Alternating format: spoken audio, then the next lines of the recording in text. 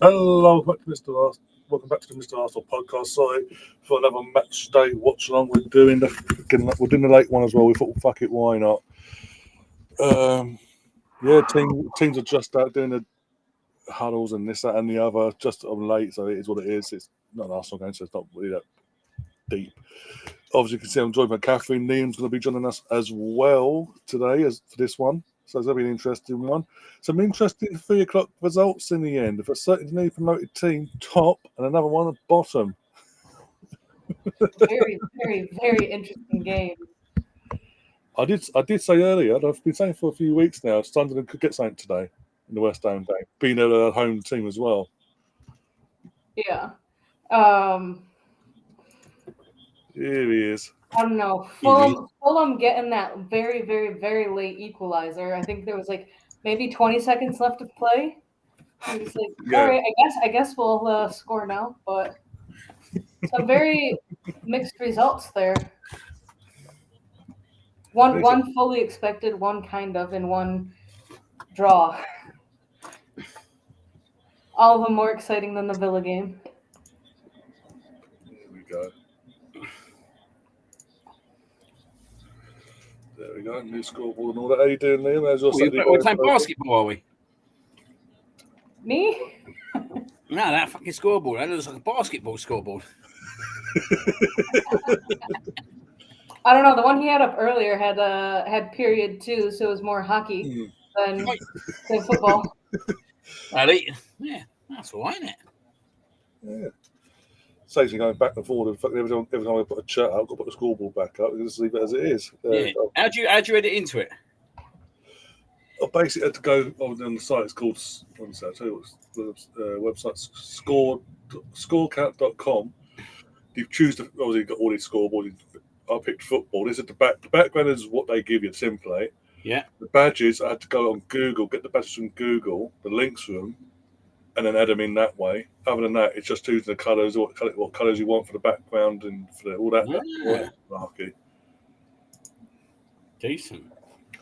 I was saving it for tomorrow, but then Gav ruined it by asking, "Where is it? Where is it?" So I was like, "Okay, there you go, have it." Well done, Gav. Always winning things like usual, aren't you? I don't know. It looks like he has his original account set back up. We are doing a minute's applause at Wolves, by the way, for Thiago and Andre. I think I've missed it. I've just seen the. Martinez is there as well. Obviously, Portuguese manager. He's there. The Portugal flag's flying. I like Tifo though. I do like the Tifo at Wolves.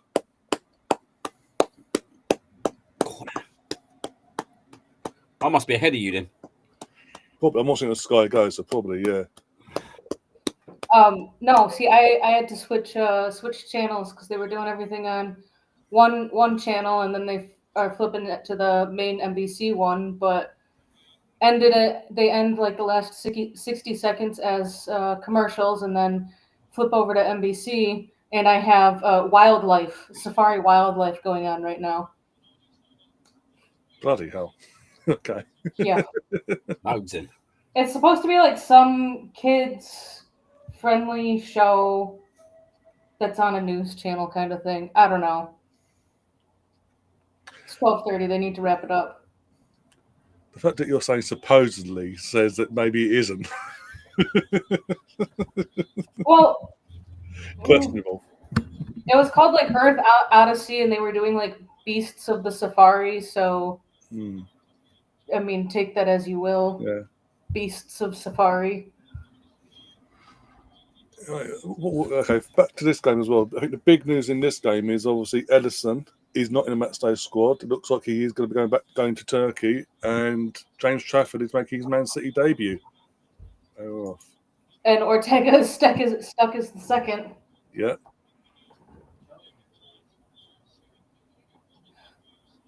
Gav's still struggling with his with this account. I can see him, yes. I can literally see him, Gav. You're the only one in the chat at the moment. So. Oh, dear. But Liam, what have you made of the game so far, buying the Boar Fest at midday? Well, I think Unai Emery is going to get found out this season, by the way. What phase is he in? Because Arsenal, I hear all this shit, right, about Unai Emery this, Unai Emery that. Unai Emery should have stayed in the job, should never been sacked and all that. But I just see it. I think he's going to struggle this year. I thought their performance in the first 40 minutes was absolutely disastrous. Like Newcastle, literally were like the home team. Yeah. Like if I was Eddie Howe, I'd be pissed off getting on that bus home tonight. Like thinking, how have they drawn this game? How have they drawn that game? Like eight shots to 0 after 30 odd minutes. Villa didn't even get a shot off until the second half. Yeah. Like I can see it, Master. I think Aston Villa are not going to do that well this year. Bookmark it, put it out there, Ryan. Whatever you want to do your little trimming down and all that kind of stuff. Get it out there, yeah, right. I'm telling you now, I think Aston Villa won't do as good as what they have done, and I think this is where Unai Emery starts having a bit of a slump. Well, if I'm a Villa fan after today's game, I'll be concerned. I said to Catherine was with me earlier on for that game. It felt like a pre-season. If you didn't know the Premier League was coming back this weekend and this was a Premier League game, you'd have certainly just weren't. You just flicking through channels, weren't a football fan. You would have thought it was a pre-season game. The way that, especially Villa, approached it, because you would never have thought going into the game realistically with the whole situation with Newcastle and Isaac and everything else that was a situation first off, let alone Villa really having been the favourites going into it because of the situation that it just felt weird. And like you say, maybe this is his time, a season later with Villa this time round. But maybe this is the season where he gets found out. Another thing that really pisses me off, especially that prick in Spain that ran to Spain for reasons, which I mentioned on Thursday. Not going to go into it again. We never gave all the Arsenal fans that fucking wanted Wenger out never gave or wanted him in. Sorry, all the Wenger in fans never gave Unai Emery a fucking chance. You were one of the fuckers that wanted Wenger out and never gave him a chance at all. I know for a fact you were calling for his head a month in advance. No, I never got the proof. No, I never. No, you're too busy being a pest, so they say. It's just contradictory behaviour, and it really pisses me off. This whole, oh well, no, Arteta goes, it's going to be the same thing. When whoever comes in for Arteta, when he eventually goes, you're not going to back him, are you? Fuck off! Coming from you. I do. I don't know. I just don't really. I've never really got it about Unai Emery. Like, don't get me wrong. He had that good season, didn't he? But I think him losing Martinez is going to cause him an issue. Like, I know he made quite a lot of mistakes, but Martinez was a good goalkeeper. And for any reason, right, they do lose him. I think they'll be in trouble. Like, you like to think that he'll stay with them because I think if he loses him, mate, I don't know, mate.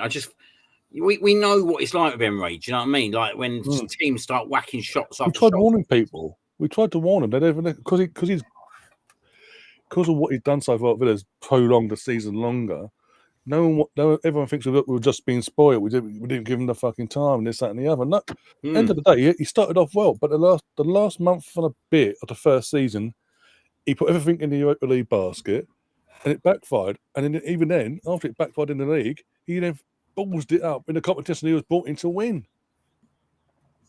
And then whatever happened between the full-time whistle in the changing room, when they then come up for pre-season and the following season, he'd lost the players.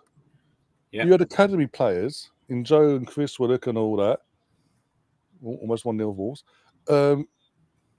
mocking his accent for fuck's sake.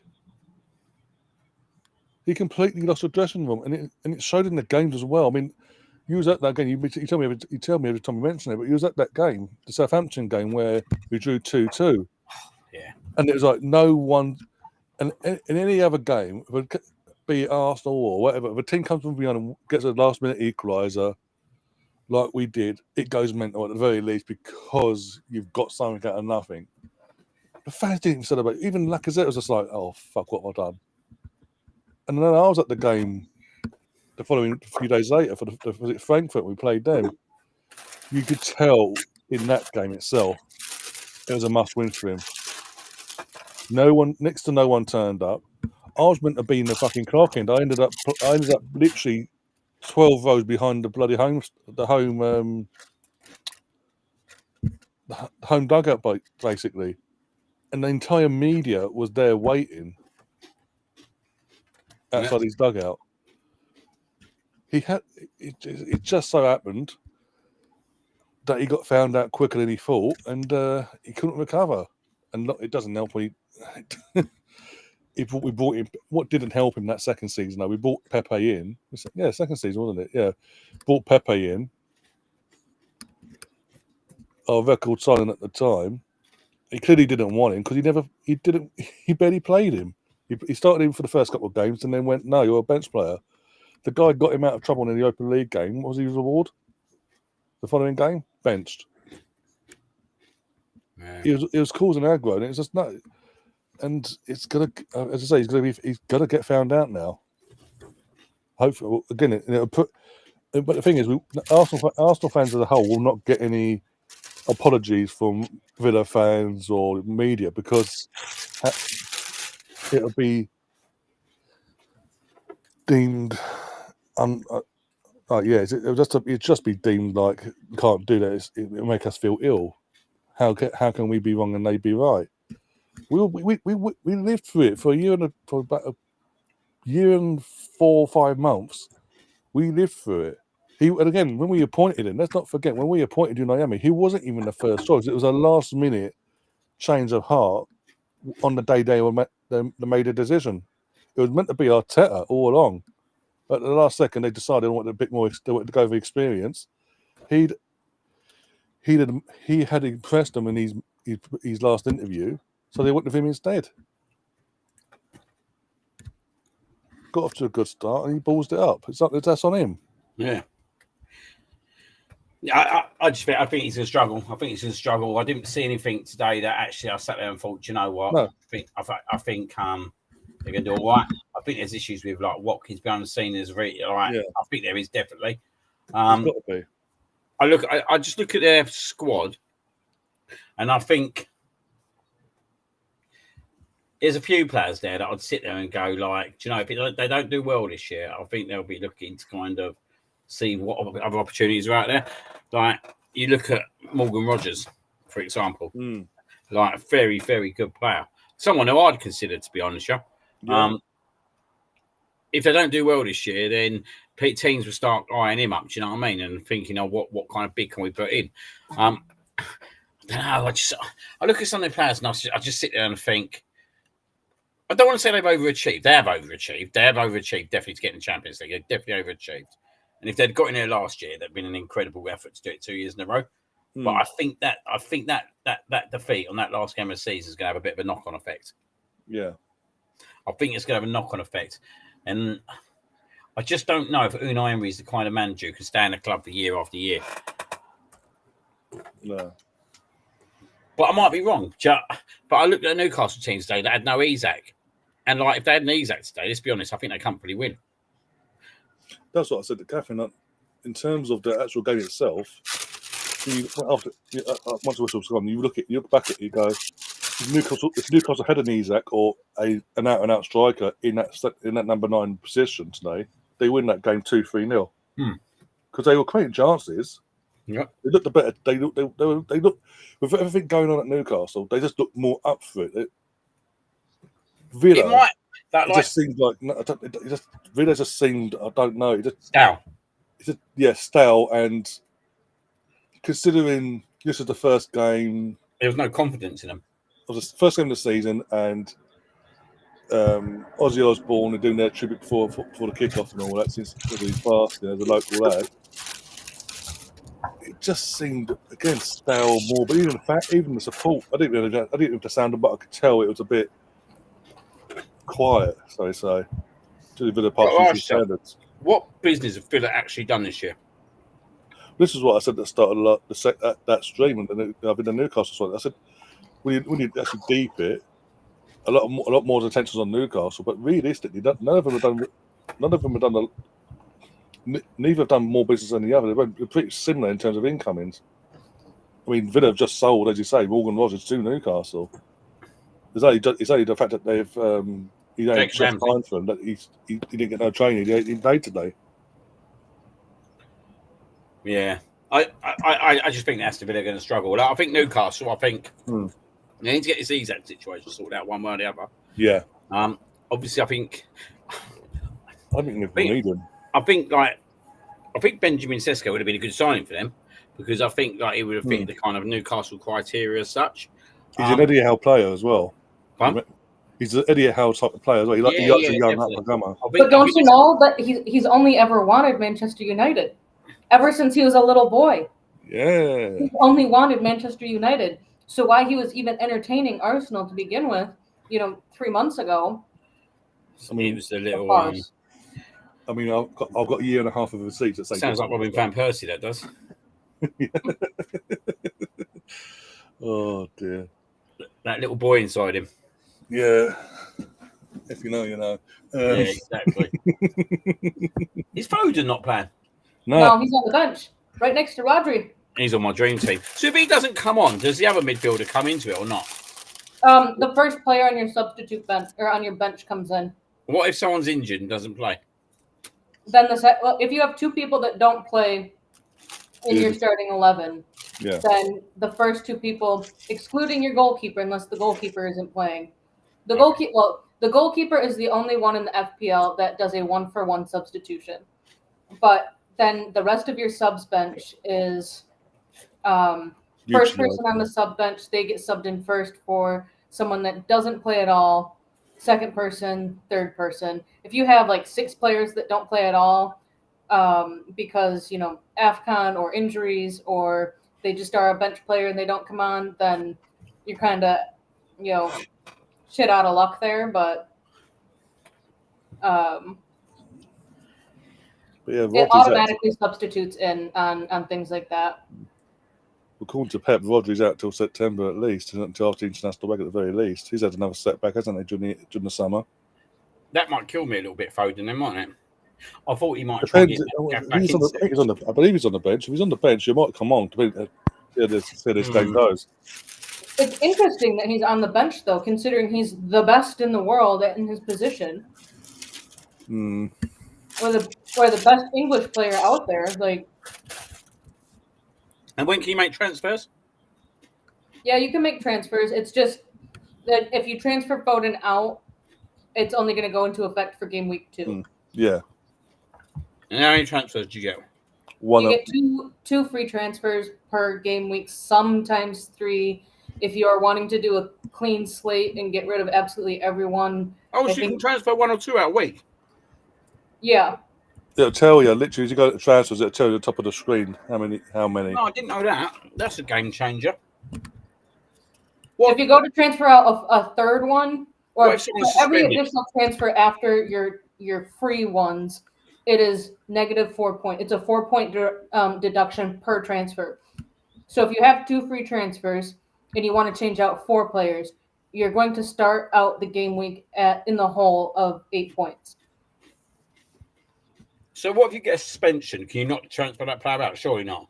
You can transfer that player out as long as you do it before the deadline. So here's an example. Kansa's out for 3 games. Yeah. You can transfer him out, get a whole new player. That way he's not on your bench taking up a bench spot. He's not in your starting 11. Yeah.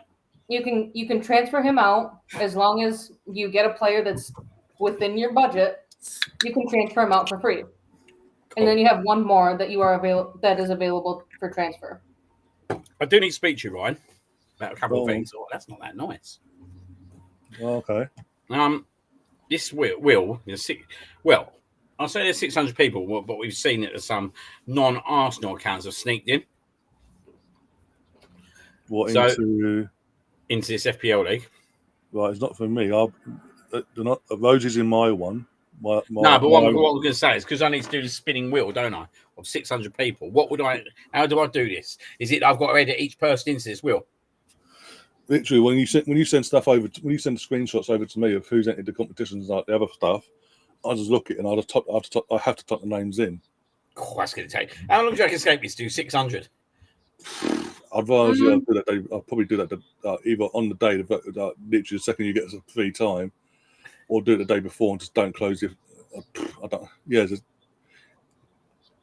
let me double check one. Well, I'm gonna have to do it. I don't mind doing it because I ain't really going to be doing nothing tonight, so I don't mind doing it tonight. Because we've got I've got a coin that we got to do a wheel on, and I've got a clock that I need to do. So basically, because the one we did on Thursday, I've literally just gone back onto the website, and the names are still on the thing. So if you do it if you want to do it in advance, you can. But it's literally you're not going to be able to see who the fuck's on there. I can guarantee you. No, but what I'm saying is, I'm going to have to put them on there, isn't I? Yeah, but literally one at a time. On there, can I keep them on there? Well, literally, as I say, I've just gone onto the Wheel of Names website. That's what it's called, wheelofnames.com. And the names, literally, I'll show you. Oh, dear, where are we that way? Well, I've got to close that, so I can't actually. Well, everyone is ranked right now. The wheel, the wheel that we had on Thursday has still got all the names from Thursday's giveaway basically on there until I delete it off. So you could do it in advance. Is there a way you can save it though? Like when I do one, so say I've got one. If you send me the link over, if I've got one, that I can just use that same wheel all the time because it's going to be. You can use it over and over again. Yeah. At the top of the screen, it have obviously customize, new, open. You can save. It says save as well, so I presume you can save it if you wanted to. It'll go through it all with you. I just literally put the names in on the day, and off we go that on that night. Sort of thing. I guess 600 is going to take me a couple of hours, isn't it? Yeah. So I don't mind doing it. I'm going to do it tonight because we've at least got 2 draws, if not 3 draws that we need to do. Well, we need to do 2 draws tomorrow and 1 draw Monday. Oh, yeah. I don't even know if I'm entered into all 3 of them. I try and keep up with all your tweets, but you tweet so damn much that I can't even keep up with it. Yeah, I'm gonna now. Obviously, the FPL's out of the way. I ain't gonna be that was the whole reason why, just to try and push it. Yeah, but that will filter down. What's the 2? What 2 are we doing tomorrow? What 2 is it? What 2 are we giving away tomorrow? We're doing the clock. There's another clock. That should be everyone who's in the FPL league. And a coin as well for the FPL league. Oh, okay. But when I do the names tonight, I'm thinking excluding out all the non-Arsenal accounts. Yeah. If you know it's non-Arsenal ones, so take them out because it's meant to be an Arsenal thing only. Because we specifically put in there Arsenal. I might just leave them in the FPL for now. But what I'm also saying is in terms of the prizes themselves of Arsenal anyway. So just put all the it might even be a bit less than Gab was in there and he got the Arsenal coin. Oh, Gav would love it going by the photos of me and Liam have seen recently. Oh my god, how hard I missed that. Who's that? What minute are you on? Or time? 1901. I ain't even watching it. I'm like 20 seconds behind. I've missed it. No, he's offside, definitely. No, he was on. No, we'll see what after. Wolves. Oh, how the fuck. There it is. The Norwegian Barbie.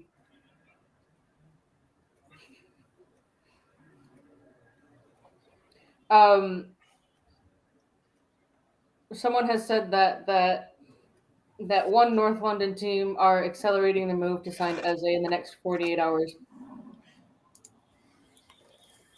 So guess who's getting transferred out of my team in 48 hours? He's already out of my team since Thursday, and the news broke. I mean, he's already going to be like transferred out of my FPL team because he's not playing. Do you know what? I don't buy all this share, right? That we were looking for this position. I think that we was probably looking at him to play left wing. Everyone who we keep sitting out obviously read things that we're buying for that left 10 and the left wing. I don't buy that we're buying for a left 10 whatsoever. Like we got Declan Rice that plays there. We got Mikel Merino who can play there. Yeah. This is what I was trying to say to it the other day when we was talking about Downham. It's all right, everyone talking about Downham, right? But I think we're in a bit of a tricky situation with him where actually if he goes back into youth football, what's he gaining out of it? But at the same time, when you start looking at that squad now and think about when everyone is fit, he's not a gimme that even gets on the bench. You know what I mean? No. And that was why I kept saying about like everyone's sitting there going, yeah, we're going to buy these 2 players. But if we buy these 2 players on top, surely that then kind of derails people like Waneri, maybe Downham. Like, if I'm being totally honest, rule permitting, what I've seen so far from Max Downham, I'd have him on the bench. Yeah, I would. Yeah, I even said was it last week or the week before?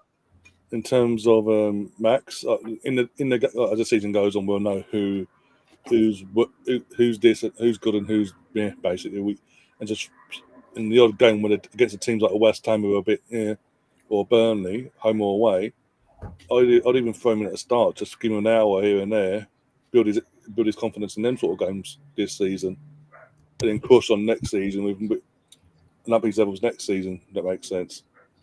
Along with the cup games this season. The problem we got, mate, whatever happens now, no Arsenal fan, including me or you, right? Or Catherine, I don't think, can sit there and claim that we're not gutted about this.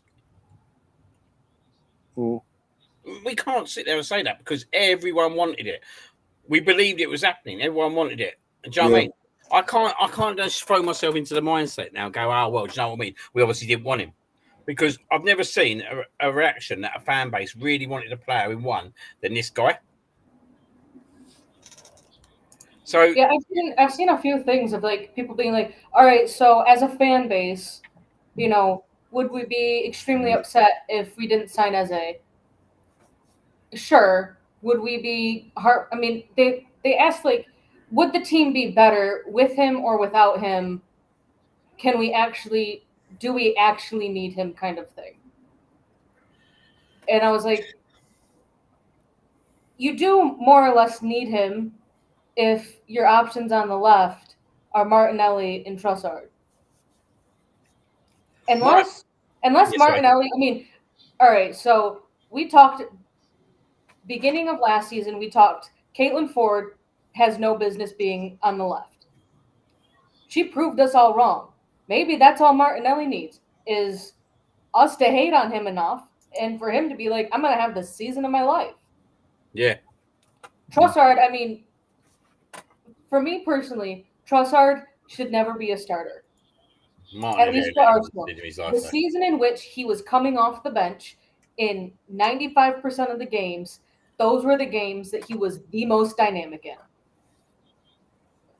And I think he's at that point where playing in the Premier League, for him to be at the peak high performance, needs to be off the bench. But last season, we struggled because injuries, suspensions, playing people out of position. We do. Wacky one's a bit of a strange one, isn't it? Let's be honest, right? Because have we naturally brought him to play on the right? I don't think we have. If I'm being totally honest, like, let's be honest. If Saka's fit every single game, Saka plays nearly every single game, apart from maybe like you said, the cup games as such. Like, at least we can put Madueke on the right now, so that's a positive.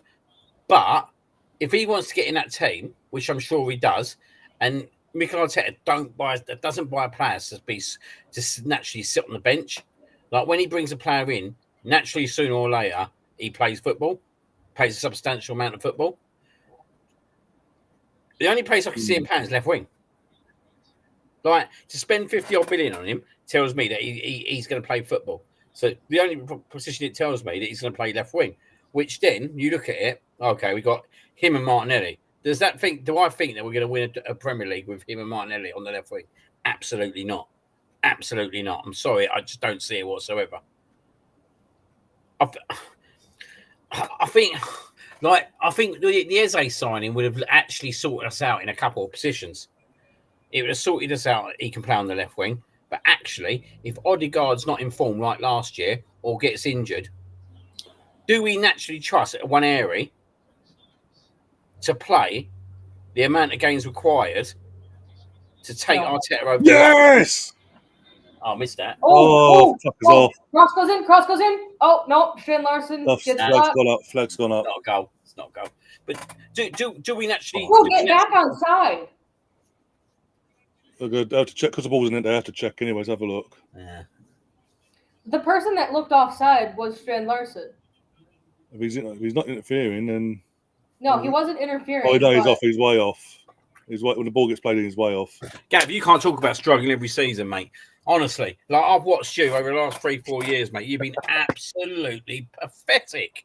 That's the word, pathetic, mate. Like honestly, like. And again, I can't say we struggled because we finished second. Like we haven't got over the line, but I wouldn't say we struggled. But where my problem is, right? If Odegaard gets injured, there's coverage. I think he must be thinking Kai Havertz is going to take that position. Yeah.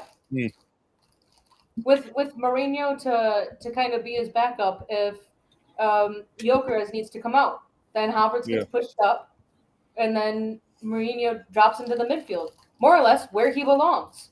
Sterling can stay on your books, sir, 100%.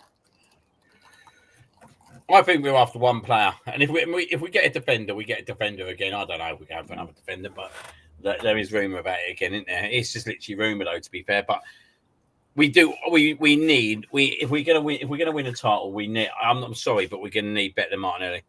I can't trust on Martinelli, mate, to do it.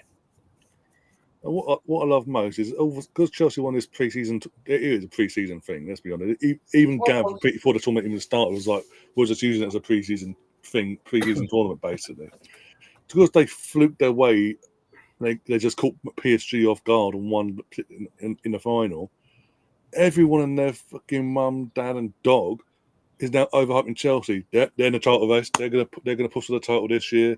They're gonna do this. They're gonna do that. They're gonna do sweet fuck all. The difference between this year and last year as well. Last year in the Conference League, for the first half of that competition, they played their youth/second team for the first half of the competition, and because the quality of the competition is so poor anyway, they were able to rotate. They're not going to be able to do that in Champions League. He's trying to get nibbles out of me, isn't he? 100%. He's trying for his Saturday evening nibbles. No, I wouldn't. Well, I'm gutted. I'm gutted. Oh my days! I'm gutted. What? Wolves are literally carving out chances here like you wouldn't believe. I think Man City are still defensively. They look over. Oh, mate. What the fuck are they doing? They got 6 people in the box and no one's going for the person that's just standing there. Victor Lewis is backing off. Doesn't really want to defend. You think we all right, so do you think that if Savinho goes to Spurs, will they still go after Eze? Or will they take one over the other? Whichever deal that they can get done first. I think they take both because I think Savinho will be the winger, and I think because of Maddison's ACL now, Eze will play where Maddison would be in number 10. But they still have Phil Foden. Isn't he a left wing? Who? Foden. Phil Foden ain't left winger, is he? Only Gareth Southgate put him there. Only Gareth put him there. Yeah, Foden is more of a number 10. I'd say he's number 10, isn't he? But he's just not. He's not a great number 10. Unless you go off Southgate and you think bloody number 10 means left wing. Non-stop, but City will find a way. It is what it is. We talked about it during the Villa Newcastle game. Isak being suspended. I'm still trying to figure out why, because it's showing that he was like red card suspension from like last season. No. Did he get a red card in preseason? I don't even think he played really. No, he ain't played preseason at all. Yeah. So honestly, with I think the FPL, like the site itself's messed up. And it's just in terms when they've heard the word suspended, obviously they can't put suspended because he's been an absolute knobhead. He's club suspended. He's not. Yeah, He's not FA suspended. Yeah, he's not league suspended. He's just club suspended because of his behaviour. Yeah. So Game of Sisters in the chat, hello, gamer. So here's the interesting thing. So we had Gyökeres who was not playing for several weeks because Sporting were fucking around with it. Yeah.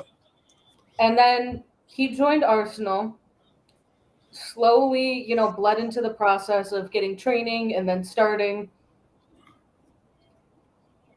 If Liverpool signed Isak, he's been out for what, since the end of last season? There's only so much individual training that you can do.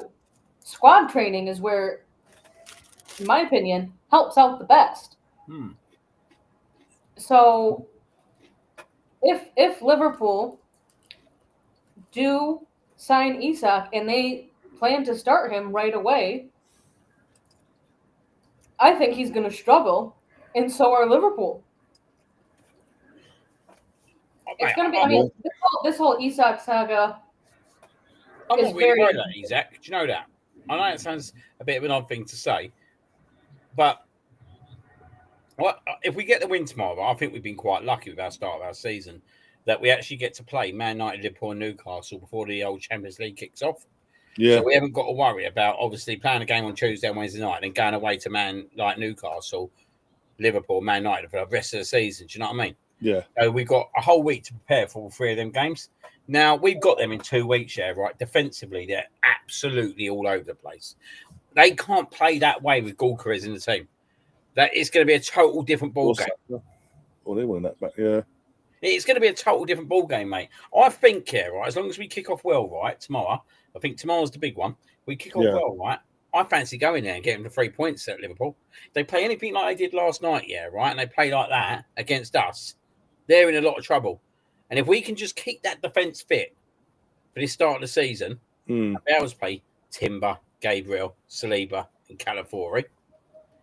We ain't conceding to. We don't concede more than I don't think 2 goals in the Premier League for a long time, have we? I think that would be my starting back four is Timber and Calafiori. Absolutely, all day long. We've got to go for experience. I love Skelly, but he costs you points, and it's not his fault. He's being expected to play a position that he's still learning, and he's doing it. He's doing it unbelievably well, but he will cost you points. And I think as well, David Raya is more focused when he's got that back four ahead of him. Where when he hasn't got that foot, he put you can't be putting Skelly into trouble. He's 18, 19 years age. Raya needs to know better. Oh, fuck off. Oh, fuck off. Oh, fucking hell. There you Haven't go. even seen the goal, just seen the chat. Ball watching defending from City. From Wolves, though.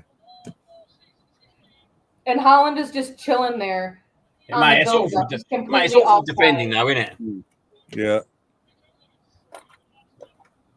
So Holland is just chilling there, 5 yards offside. Ball gets played to Rico Lewis, I think. It's a great ball over there. And then the defenders end up dropping back. Holland gets onside as the cross goes in, and he's completely unmarked because he's just been chilling off sides. I mean, unsurprising that he's also City's first goal scorer of the season. But he makes the run, ends up, it's got to be 8. I can't stand that. 5 to 8. I mean, he's completely unmarked.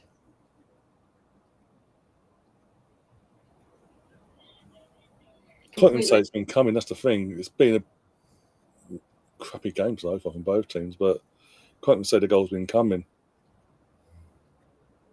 I think that was the first shot on target. I can't remember. The problem is Wolves are always Wolves. Wolves are always Wolves, aren't they?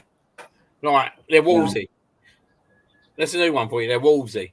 Do you know what I mean? They're the kind of team that you they'll flicker you to hope, but then they'll just go and concede the shit goal.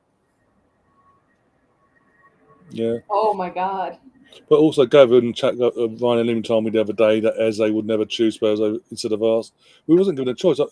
We had conversations, but difference is, If there was a choice. Tottenham have made a bid. We didn't make the Arsenal and Tottenham had made a bid. He'll be choosing Arsenal. Simple as that. Gav's trying to Nibble. AI the conversation a little bit. Yeah. His way of thinking, where that conversation did take place, Gav. The conversation was, if there was a choice, there was a bid between an Arsenal and Spursy, shall I say, after being 2-0 up in the 85th minute the other day. Just if you know, you know. If there was a choice out of two teams, mate, he's only going to one team. Oh, here we go. There could be 2-0 up, mate. Yeah. 2-0. 2-0. Mate, it's a bit. Oh. All right, so Wolvesy. So after last night's performance by Semenyo, there was a clip of him going around. It was during a Premier League interview, and it was like, "What's your favorite stadium to play at?" He was like, "The Emirates Stadium," and the host, the guy asking him the question, was like, "Is it because you like playing there, or for other reasons?" And he was like, "For other reasons that I'm not going to get in on screen," pretty much. So it sounds like if Arsenal wanted him, he wants them back. So would you take Semenyo, or would you wait? Who, if you was him? If Arsenal ain't guaranteed, if you were Arteta or Berta, would you be going after Semenyo? Would you want Semenyo on your team?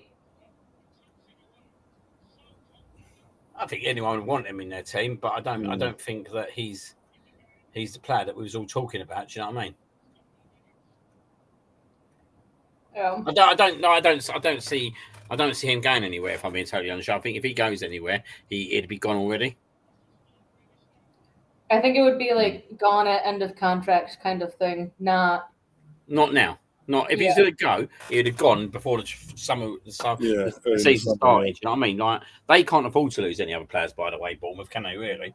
Because they have lost a number of players from last season. But is that Reindeer? I like him. I've always liked him. Every time I've seen him, he's another one. But I actually quite like Madueke. Every time I've seen him at Arsenal, I think he's very direct. He's got something about him, and he is very young. But at the same time, I think we need someone who's going to compete and put Odegaard on his feet, mate. And do you know what I mean? And make him perform week in, week out. I'm not sure yet. One area is at that level where he would kind of compete with him for a position. I don't really see that. Well, I think Eze would. I think Eze put pressure on Odegaard. It seems we've got a knuckle drugger in the chat, Liam. If you know, you know. Oh, Gerald. Yeah. 112 mil. Jesus Christ. Gerald, when was the last time Arsenal was in a final in the 85th minute, 2-0 up and lost? That was a stinger, that one, wasn't it? That was a stinger. Whatever way you want to put it. Mate, as I said, I'll take him at the club all day long. But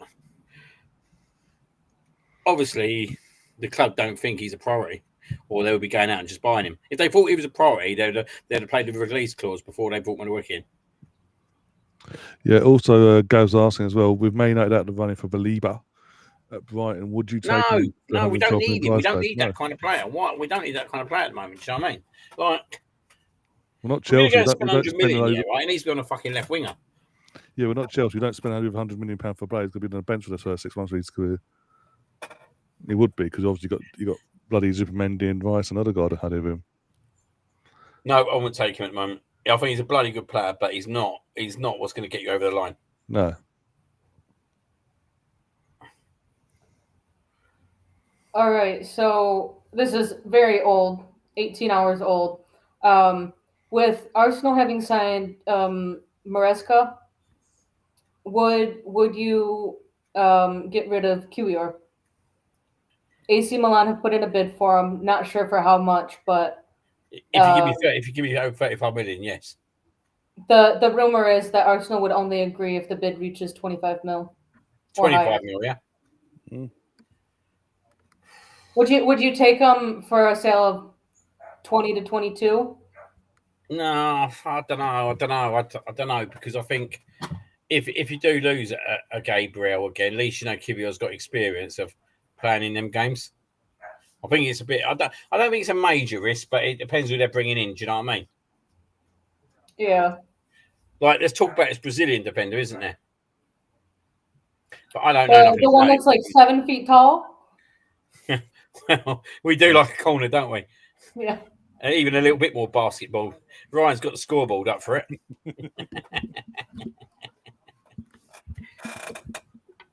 You won't be complaining if it's up there tomorrow. And we've got the Arsenal 2, Man United 0 on there. You won't be complaining then. No, I won't be. Oh. I'll be roaring. I just love, by the way, how Man United fans are going into tomorrow's game with confidence because they're at home. That's the main reason that they're confident, because they're at home. Have they fixed their stadium? Is it still garbage? Nope. It was only the Super Cup. Bloody hell, Joel, you do take your time getting back to us. Mate, if I'm in a cup final, it doesn't matter what it is, I want to win it. Like you would have wanted to win the cup final, like the Super Cup on Wednesday. And to be fair, mate, if they won it, in my eyes, yeah, right, it'd been a good trophy to win. Mm. But also, Gerald, in my 36 years of my life, Tottenham have won 4 trophies now. In my 36 They should have won that on Wednesday. They should have won that. How many have Arsenal won in that same time span? 89 league title, 91, 98, 2002, 2004. 5 league titles, 7 or 8 FA Cups, a League Cup, a European Cup Winners' Cup. Because it's now been counted, two Community Shields or more? Oh, no, it'd be more now, because if we count the Community Shields, we might as well count them all. That's about 13, was it 12 to 13? Oh, wait, no, sorry. It would have only been counted had Liverpool won it. True, actually. Sorry. Or City, or Pep, because that was the thing last year, end of the season. Or did he won a trophy? What trophy was that? The Community Shield. Oh, okay. Huh?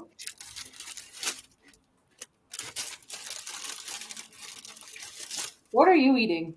Just out of curiosity. Bacon bites. You know, like bacon rashers. Never heard of them. I decided to go up the shop near me today and just buy loads of rubbish. I was in that kind of mood. Fair enough. Which I rarely do, to be fair. Gerald, there's trying to start a fight with that comment. Who? Gerald?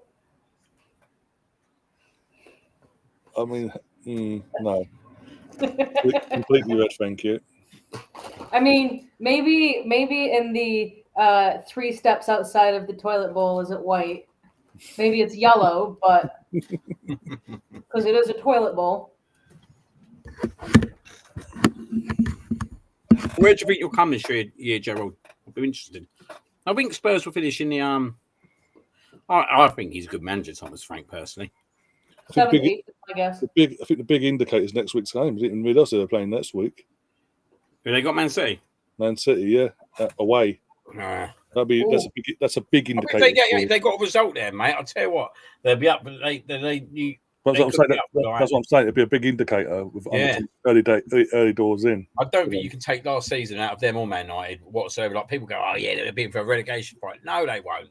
That ain't going to happen again. Do you know what I mean? Like, both Man City and Spurs are not going to be that far down again. It was their first time keeping a clean sheet since I think it was like 13 games. It's when they played. It was when they played United.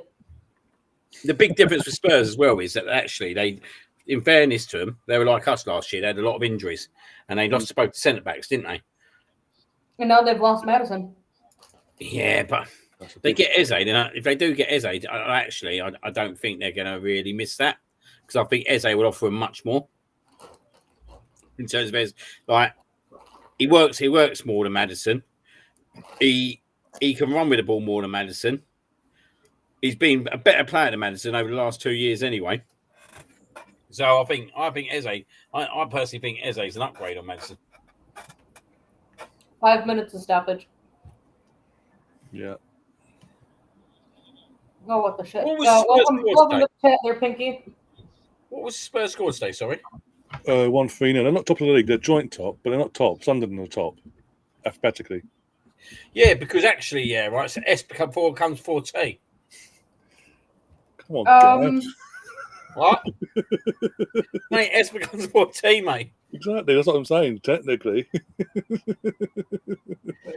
Gav's trying to get his little nibbles out already, mate. Isn't he? He's already started, mate. I told you he's not a Chelsea. He can't be a Chelsea fan if he kisses Tottenham's ass this much. I was gonna say maybe they were going to I think like maybe the next one, which would be a number of yellow cards, but they were both at 0. See, I think just because Thomas Frank is the manager, and if they get the sales done that they are rumored to, I think Frank can do well with those. I would say 7th or 8th for that team. I'm gonna go 8th. That way they just aren't in Europe at all or have the chance of being in Europe unless they win a domestic, which I have Arsenal pegged to be winning those. So, that's not gonna happen, but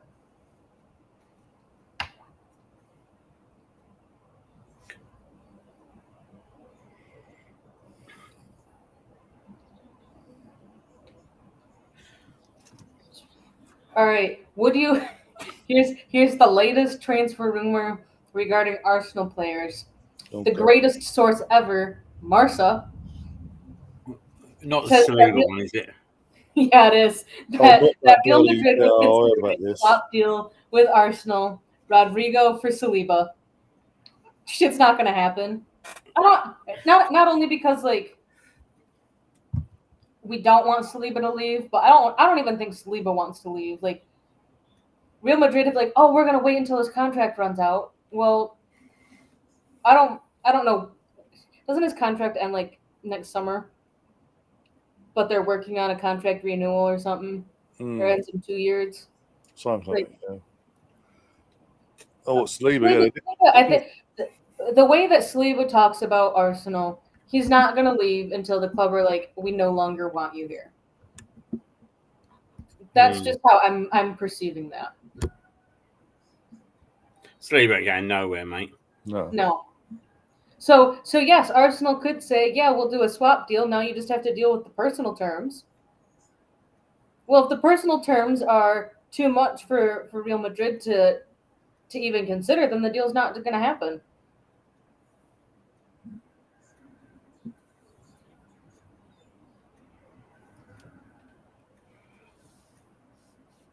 I don't know. This game is more exciting than the early kickoff. We've got goals. That's why. Yeah. Wolves being Wolvesy. Yeah. Started off all right. They did a good spell, and they just switched off twice in under 5 minutes, and that was game up. As my brother said in the chat, game over. Mm-hmm.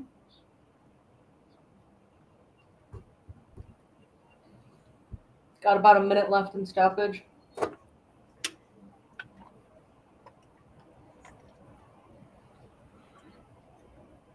Well, Man City score one more. They'll be top at the end of the day, alphabetically.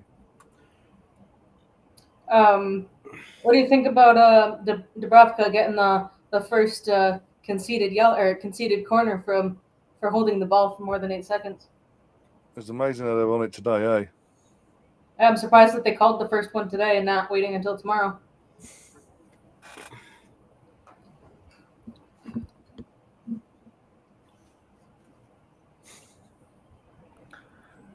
Oh, dear. Because the thing is, that no matter what, they can't win this weekend because they fucking let Alisson go twice yesterday. No. So basically the rule is, if Liverpool hold on for more than 8 seconds, it's okay. Anyone else, you're in trouble. Is what they've done. I think Liverpool get 18 seconds, not 8. That'd be why, yeah. That makes sense. You knew it was happening, though. You knew this was going to happen, wouldn't you? Like, yeah, this was going to happen because actually, these idiots, PGMOL, yeah, right, come out of all these rules every year, preach how they're going to do them, and then by the first game they haven't done it, and then by the second or third game, it then kicks into gear somewhere else. And it will continue to be the case. You're going to go up and down the country, yeah, right? And you're going to see teams get away with it, teams not get away with it. And do you know what happened? By about October, they'll scrap the whole thing. Like they always do. It'll still be a rule for Arsenal, but it will be scrapped for everyone else. Well, it might not be because Raya might be sent off about 3 times by that point. But at least we have a good backup.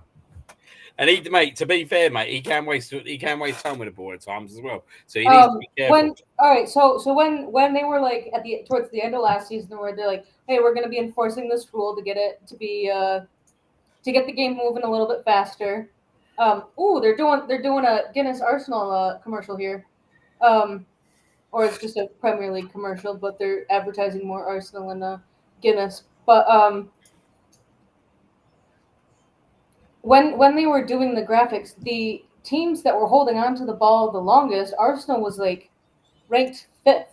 So of getting the holding the ball onto the ball for the longest, like I think Liverpool, City, I think Forest as well. They would hold on to the ball a lot longer than Arsenal would. And it was like everyone was like, oh, they're doing this because of Arsenal. Well, Arsenal would be the ones that get caught the most, but I remember back in the early years of when we moved to the Emirates, teams would literally like your Stokes, your Southamptons, Swanseas, and all that would come to the Emirates, no matter what point of the season it would be, and they would deliberately waste 30 odd seconds with the goal kicks and things like that, and get away with it. And if we even did it, even try to do it ourselves, we'd be punished for it. It was again, it's that picking and choosing. What makes it worse? That prick Howard Webb does all the social media rounds of like he did last week on Sky, explaining the new rules, what they've changed, and this, that, and the other, including this holding on to the ball for 8 seconds bullshit. And we're literally, a week later going, right, Alan's got away with it, but no one else has. Again, we're picking and choosing, are we? Okay. Now, even like I said, I said this earlier on, Liam, in the other stream. One of the other rules that again we hear this every year. Only the captain can come up to the referee and talk to the referee about a decision going against them or whatever. Yet what happened yesterday when Liverpool gave away a free kick? All sprung into action, including Van Dijk, 4 other Liverpool players around, surrounding the ref, not one booking. 2 seconds, literally 2 minutes later, a foul's committed by Bournemouth. Player gets up, says why, gets booked. It's the picking and choosing that pisses me off. You can't just pick and choose when you're going out there doing media work, saying this is going to count for everyone and this, that, and the other. It's pathetic. It does my head in. All kicking off in the group again, by the way. Oh no, what's happened now? Who said what? Who's upset who?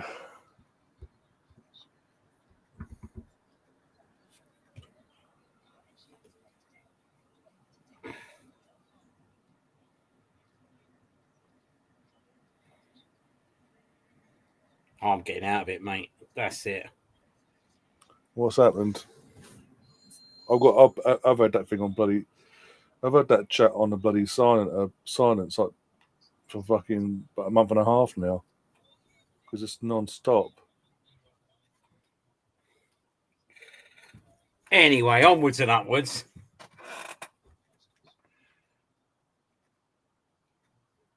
Man City 2-0 up, and to be fair, I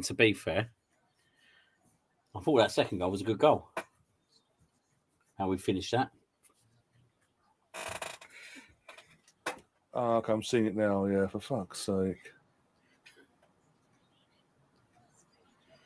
I'm done with it, I mate. personally would have the problem is, mate, right?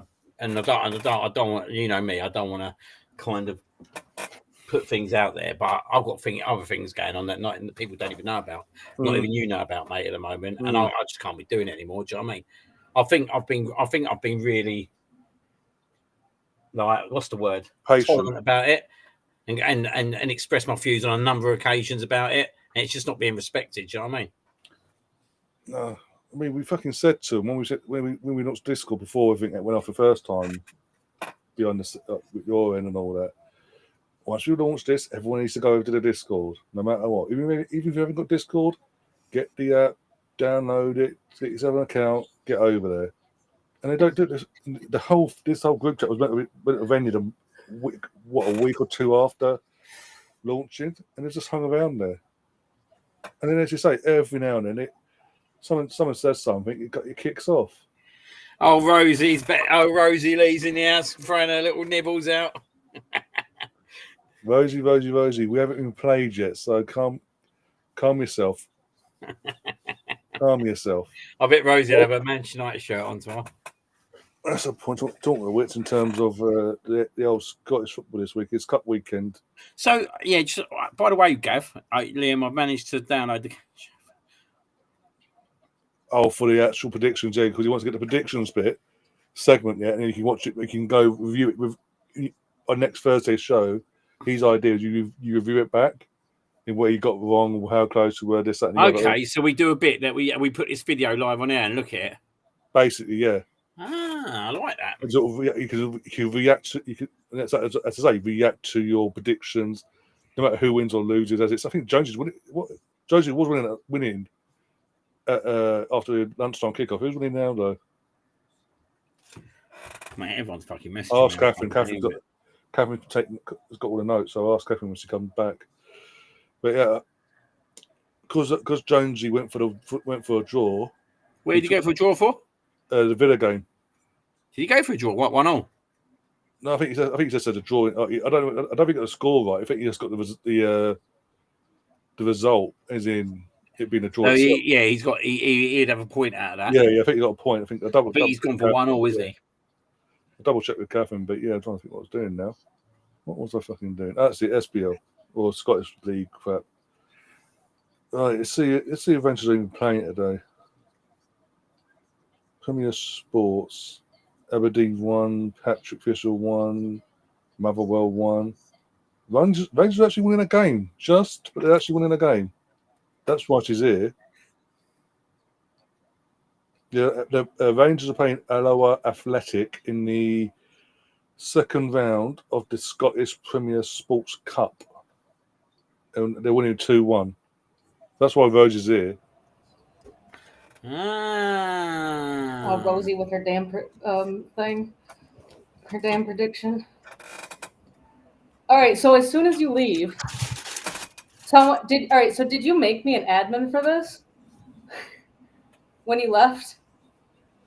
Oh, we talk about the group chat, Liam. Yeah. Are you the admin? Yeah.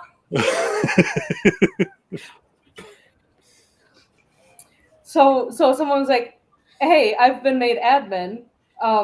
We need to get that changed. Are you able to make me admin, please? Thanks." Who wants to be admin? Austin Sullivan. I don't even know who the guy is. No. So that's weird. All right. Go on. But no idea who the guy is. What's he put? I just sent you the screenshot from it. I don't know. I don't know how I got made admin. I thought it was like, oh, you left and you were admin and you had to throw someone on there. So yeah, I was saying to Dean, you've been keeping scores of the predictions this week, and obviously, yeah, Jonesy is up. is he still up? Is he? Yeah, because I think they both have City winning. So. What about the 3 o'clock kickoffs? Did they match the? I think. Why does he want to be admin for? The power. Yeah, all right. Let me quick look. Let me look at the predictions real quick. So yeah, it's the same because 3 o'clocks. The 3 o'clocks might have a bit of a wow. Rosie ain't holding back, is she? Says all this, but she's constantly in Arsenal channels in the chats every time. All right, so Liam had Villa to beat Newcastle, Brighton to beat Fulham, Sunderland to win, and Tottenham to win. So he got the correct win prediction for Sunderland and Tottenham. Wrong prediction for Brighton. Jonesy predicted the Villa Newcastle draw. Lost points because he said Fulham would win. Got the point correct for Sunderland to win. Said that Burnley were going to win 2-1. Because he didn't want to have that other team win in, and you had said, I'm in it to win it, not in it to make sure that the other team wasn't in there. Oh, big pressure on you now, Liam. You've got to come back now. But let's see. So It's a matter Jonesy of has City to win 3-0. Liam has City to win 2-0. So Oh, you need another goal, Liam. Is that what you're saying? No, Liam needs no more goals. Oh, Liam needs no. I heard it wrong. Okay, my bad. Jonesy has it is 3-0. So you need It's two more not goals. going to end 2-0. So make sure Jonesy does get bonus points. You need to make sure they get more than one more goal, basically. Or it might come down to the correct number of goals or the top goal scorer. we got a nibble from Rosie, by the way. Second to last comment there. Got a nibble. Got the old Skittles.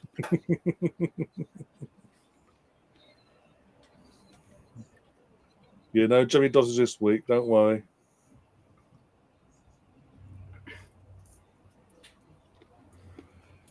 Oh dear.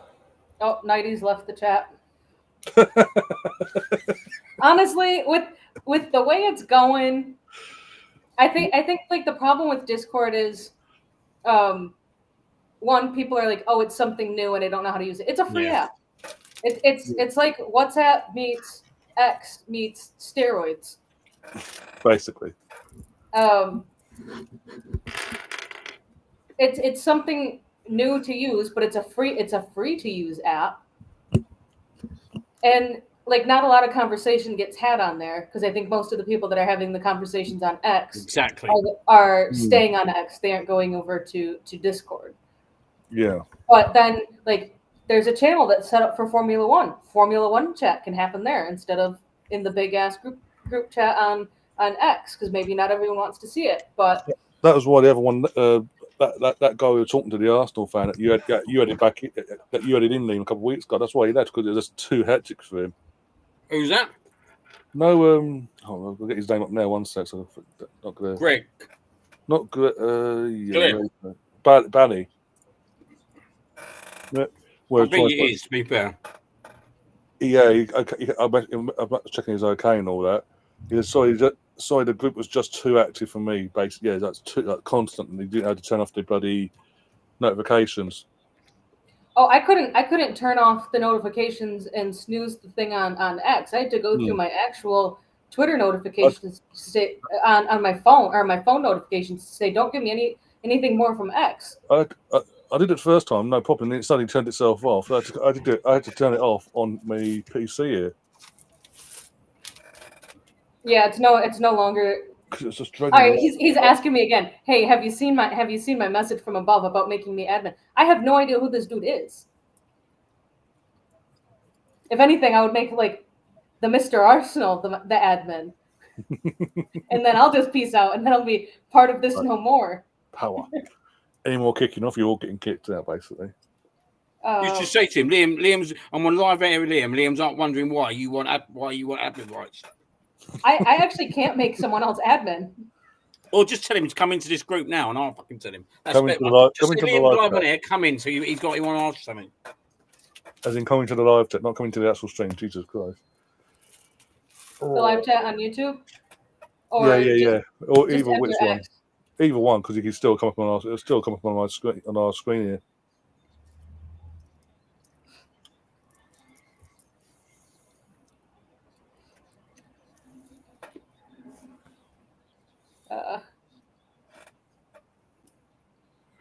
Yeah, I can't make anyone admin. I think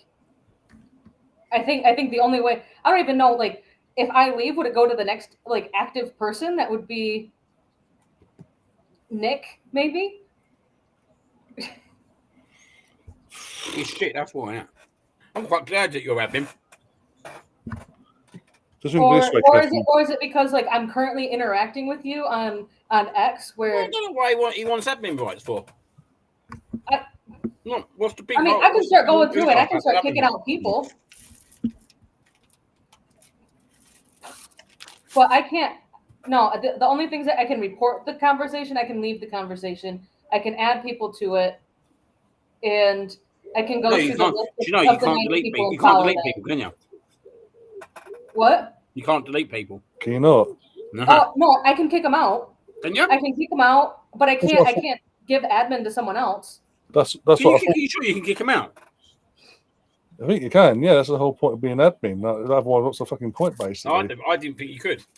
I double check one sec in terms of other groups I've set up, but I'm trying to fucking think now because that's why I thought we left. Maybe if I went in there, I wouldn't be admin. Edit. I can change the name. I can change the group picture.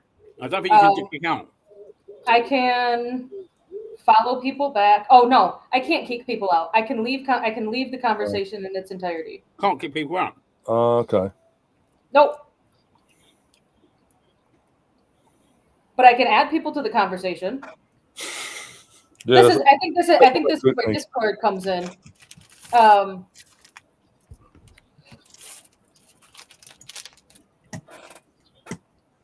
Okay, all right. Here's Austin. So, I think I had misunderstood what you were trying to do there, Austin. I'm going through here. I can snooze mentions. I can snooze notifications. I can add people to this group chat. I cannot change who admin is. I don't even know how I became You can't kick people out of the group. And I can't kick people out of the group. The only way that they can leave is if they leave the conversation themselves. Double check that one sec. Which means it's a bit of a shit group, really, isn't it? So it just means go over to Discord, get out of the toxicity, and start creating some conversation on the Arsenal Assembly tab, or the Donuts Cookies group chat, or the Kim Little's women's chat. There's several channels over there on Discord that there's even ones where if you want to talk about Wimbledon or cricket or Formula One. You can't make people admin on there either, can you? No, I don't even know who would become admin if I left. Like it just randomly pick someone else. Yeah. Yep. So your request is non and void, Austin. How about just join the Discord channels and talk through there? Here's something for you. Something in the last 20 minutes. Arsenal family on Twitter or X posted out a video. Arsenal lads arrive. I'm assuming they're arriving up in Manchester or about to leave from Manchester. One of the two. I'm assuming it's arriving. Max Dowman's there with the squad.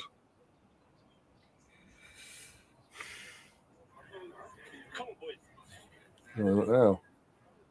Oh, God. Yeah, he is. He comes out after Odegaard and Ricardo.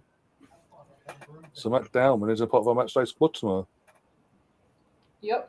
I'm with you on that, Austin. I think Liam might have a little bit more power to take care of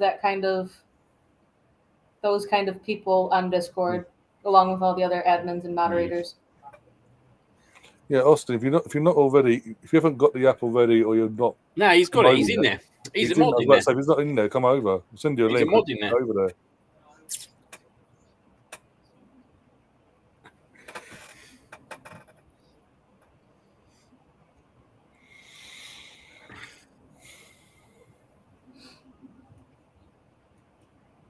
Yeah, I don't know. I don't know what the point of being an admin on a Twitter group chat if you can't kick people out of the group chat. That's Elon Musk being Elon.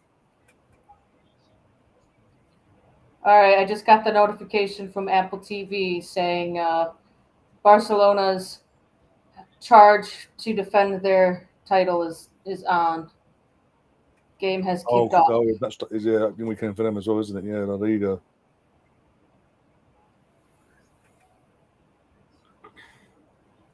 Let's have a look. Oh, that's good. Yeah, Spencer, you're not the only one freaking out about us not having a left winger. You have to be patient right now, I guess. Oh, Rafinha's already scored. Okay. He's just scored Rafinha, 1-0. Barca. That didn't take long. 7 minutes in, literally. Only 3 games in the Liga today for opening day of the season. Okay. Tomorrow? Who's playing tomorrow? God, Rosie. Love you, but comments like that. Arsenal have a game in hand. I feel like that was all that was Literally. said last season was, oh, well, they're ahead by, 3 points, but the team in second has a game in hand. Or they're ahead by 1 point, but they have a game in hand.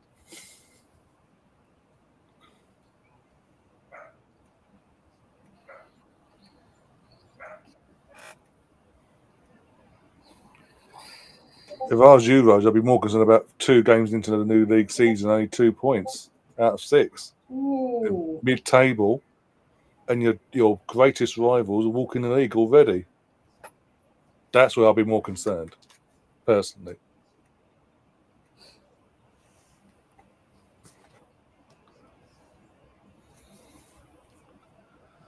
Oh dear.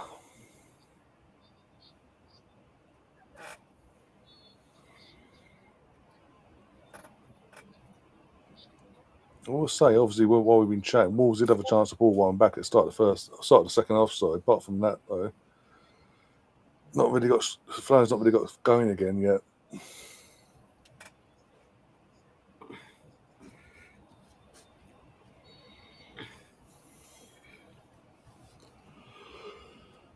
Oh, yeah. Real Madrid from caught offside. Not sure how credible they are, but they have Ornstein and Fabrizio following them. Real Madrid are considering providing competition to Man City for Donnarumma. The Spanish club will want to sign the goalkeeper on a free transfer in 2026 to replace Courtois. There they go again with those damn free transfers. and it's because they got to pay the damn high wages. Yeah. I mean, you have one Spanish giant that only wants to spend money on extremely high wages, and then you have the other one that is just buying and buying and buying, but not keeping the books balanced where they can't even register players that they've just signed. Like Yeah. I'm gonna guess that Okay. Rashford is not a part of that squad today I'll double check. Let me have a look. in any capacity because he's not. What are we on? Saturday.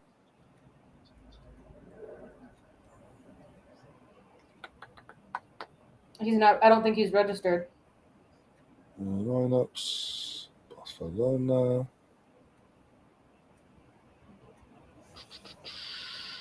No, he's on the bench. Rashford's on the bench. I bet he doesn't come on though. Probably not. They've got 2 goalkeepers on the bench, Barcelona have, by the way. Just saying. Don't know why, but yeah. No, they have Mark Ter Stegen still out. He's expected back late September. Hey, Rosie, what's Rosie's obsession with Arsenal anyway? Someone's nibbles.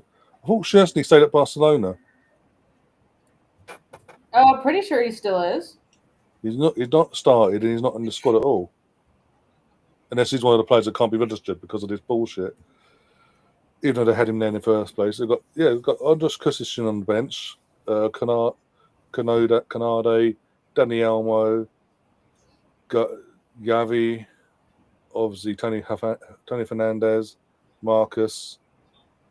But then they're starting 11. Jan Garcia in goal, Eric Garcia, fullback, Ronald, the captain, Paul. He played last week Sunday.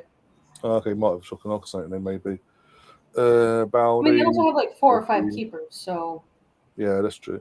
Frankie de Jong, Ferman Lopez, Yamal, maybe new number 10, Rafinha, and Ferran Torres.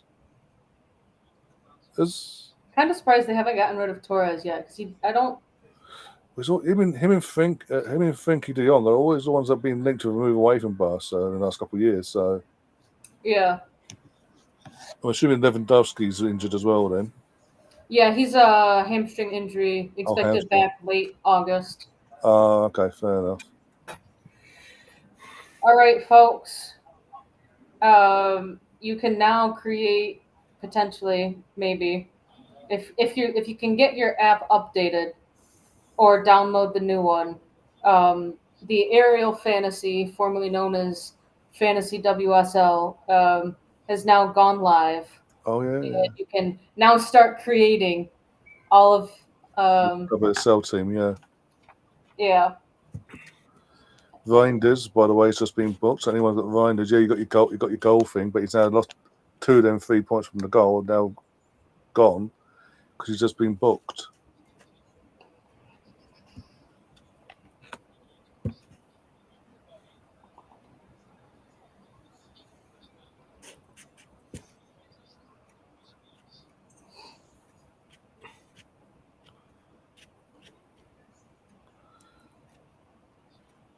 As I said, Rosie, worry about your own team, my friend. Worry about your own team.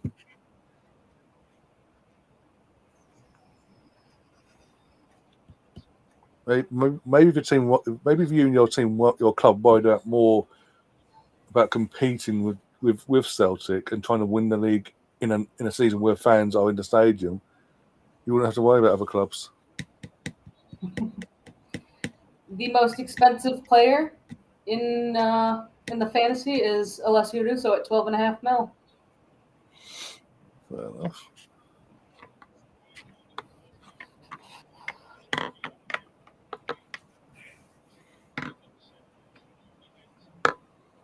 How many people are going to have her and Chloe Kelly in part of their 11? That's going to be the question.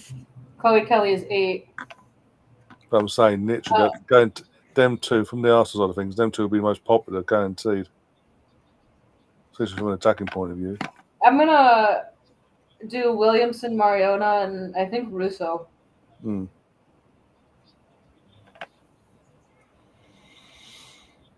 Well, that's a foul, but okay, Ref, take your time.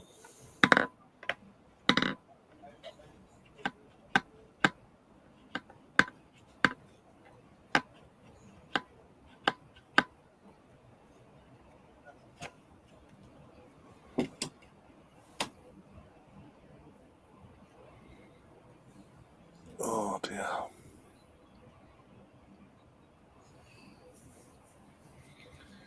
Come on, Wolves, make it interesting, please, today.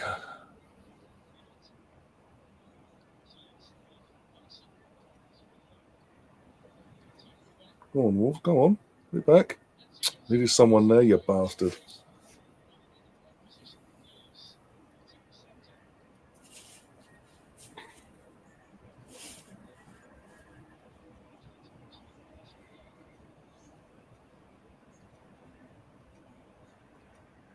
I can take it, Rose, I'm just saying, literally, you should be worrying about. I'd take it more from you if your team was doing well yourself, but you can't really talk when we haven't even played a game yet. You're 2 games into your season and you're already struggling. You can't really give it out when your team's struggling and we haven't kicked the ball.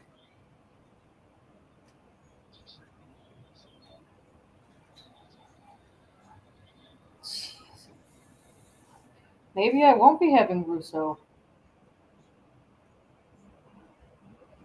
They have some high prices on here for the forwards. Like, it seems like every forward from last year has just shot up, basically. Yeah. Oh my God. Because she hasn't played like at all, or she didn't play at all last season. Chelsea, Sam Kerr, 6.5. Honestly though, that's a bargain. If she plays, yeah. I'm going to have her, and I'm going to keep her on my bench until she starts playing, because that is just a bargain. I don't care if she's sitting on my bench the entire time. I need someone to be sitting on my bench at that price. Almost 2-1. Oh, is that factuals, Ryan, that you like taking a piss out of Rangers? Of course. When it comes to Rosie, you can dish it out, she can take it, surely. Can you take it? If her team was doing well enough, then yeah. I've just said. If her team wasn't 2 games into a season and mid-table in her own league, already out the title race after 2 games, then yeah, I could take it.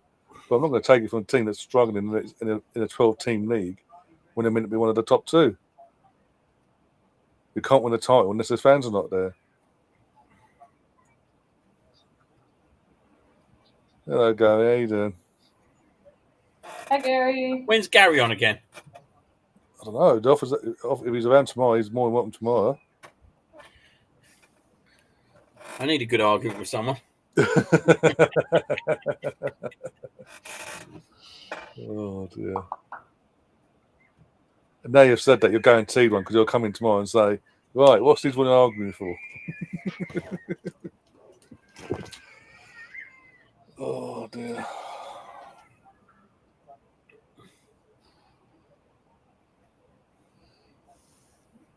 Ooh.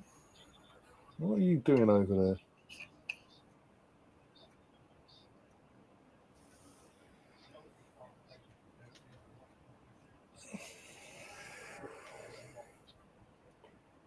I need a good team name.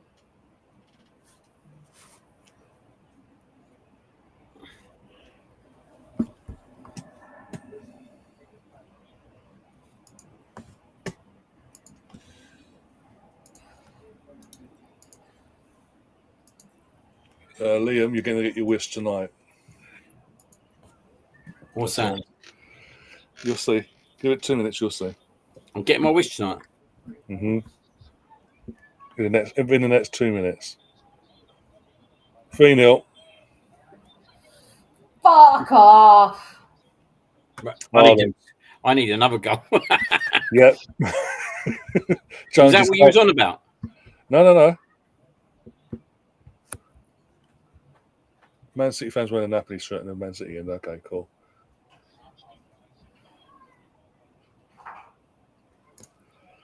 All right. Let's get over there.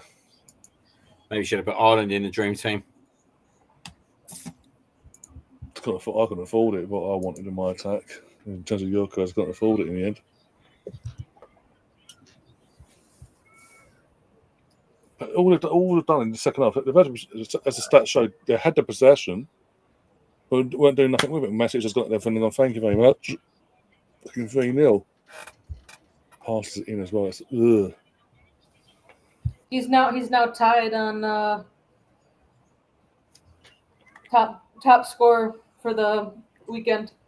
All right, Liam, your Christmas is about to come early. Hello. Oh, there's Gary. Oh. and he's downstairs with me as well.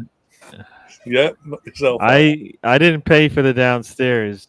No, I don't like slumming it down here with the folk down here.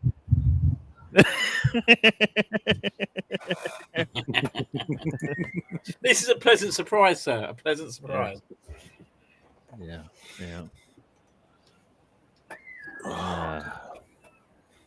What's happened there?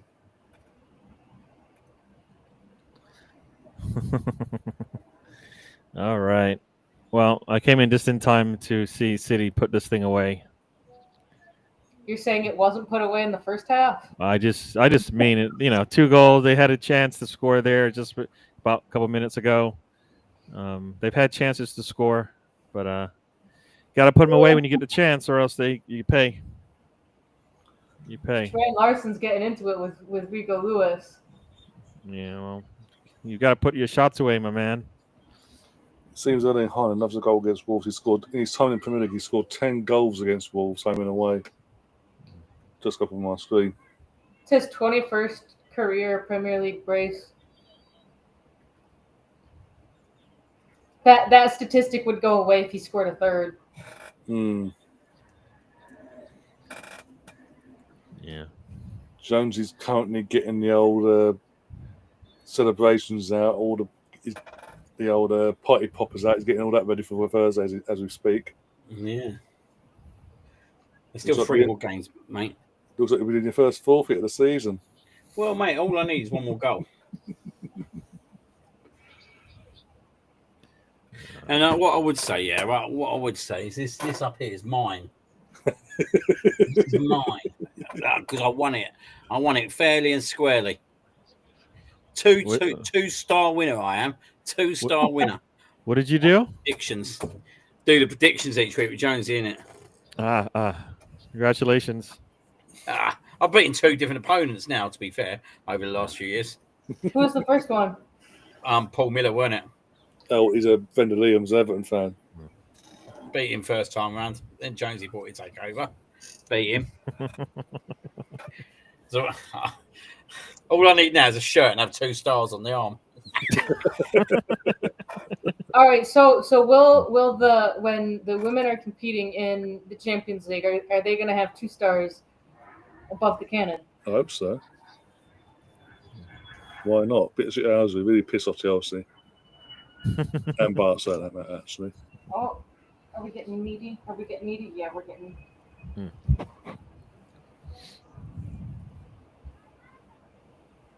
Let's be honest, though. It's the only trophy you have deserved to win. After retiring the cigar segment for a while.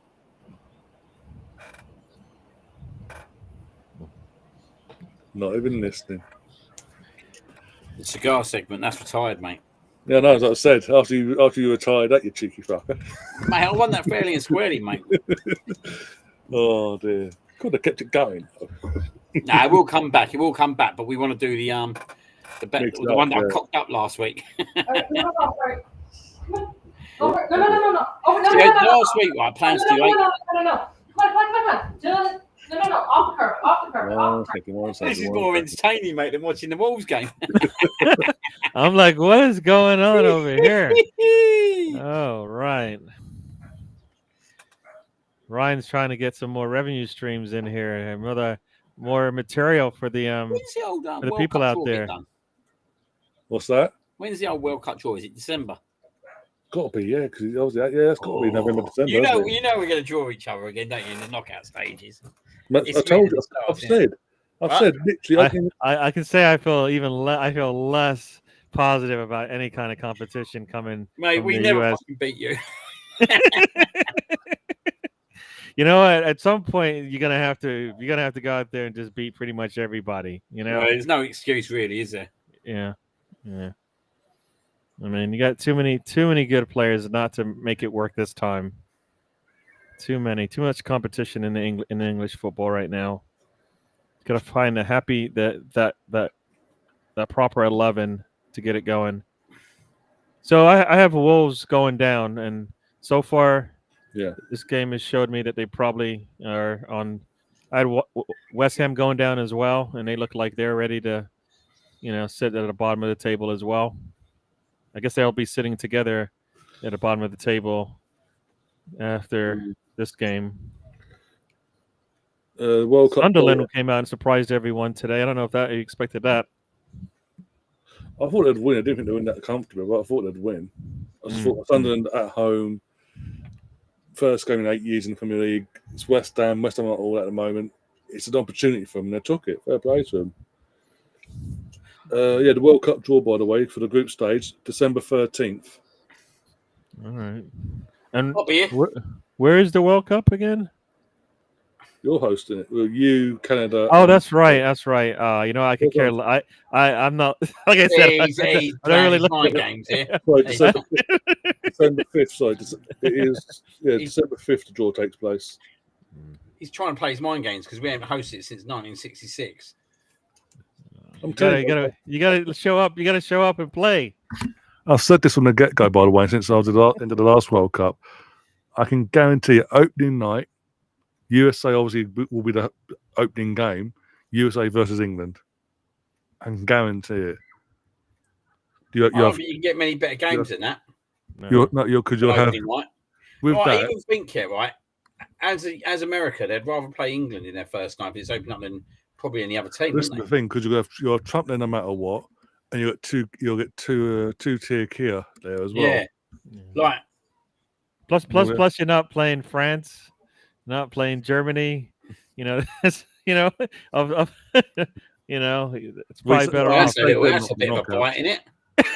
We'll save them for the knockouts when we actually get through the knockouts. Unlike USA, I forgot both and won the old Euros. Yeah. Also, Spain. When was the last time USA got to the group stages of a World Cup? I think Landon Donovan was in there. Yeah, I think it's that long ago. Yeah, because they didn't even make it a couple of times after that. So yeah. Yeah. No, they don't look as promising unless something changes in the next couple of months. But The only I thing don't- that's going to save your fortune for that World Cup is getting rid of Poch. Let's be brutally honest. He has not lived up to any sort of hype that you guys may, your medium may have given him. I don't even Or- know how they could or- do that. You know what? If they did, is because they or- don't know anything about football, right? Or Son somehow has a word with FIFA and switches allegiances from is it South Korea or Korea Republic, whatever they call it nowadays, to the USA. Like he was asked to in the bloody first release. Sorry, I forgot that. What happened in the England Euros women's team this year? I think we won against Spain. Didn't In see the no final? Spanish flags that night, pal. I was in a pub in Greece, mate. That was a great old night. That was. Yeah, I saw the photo. That's what you the fucking cigar. Well, you know, mate, to be Back fair, to it's good back. occasion to win the Scar Comp, innit? Back to back, by the way. What? Back to back weeks as well. You beat Paul Merson. Well, it's how you roll, innit? Oh dear. Yeah, I didn't Paul miss Mercer's one was Spain good though, on wasn't it? purpose. It Rosie. was, yeah. Paul Mercer's was good. Mm. It just weren't quite smuggo. Yeah. Or it weren't just quite Earl. So I haven't had a chance. I haven't heard you guys talk about it, or maybe I have. I don't remember. As far as Adams talking about Arteta and Erdogan, what are you guys thinking about that? You have that one, Liam. Get the statue down. You think take the statue down? I don't think you need to go that far. Oh, let's get one biting, mate. Let's get one biting. It's what I've learned lately, mate, is you get reactions. Oh, that's you know what? You're right. You're right. You know what? They should have a little rumble at the right side in the circle right before a match. The coin flip and everything. Just like have them come out. Big old rumble. Get a ring in there. Yeah, it'd be good. Now, do you know what I think?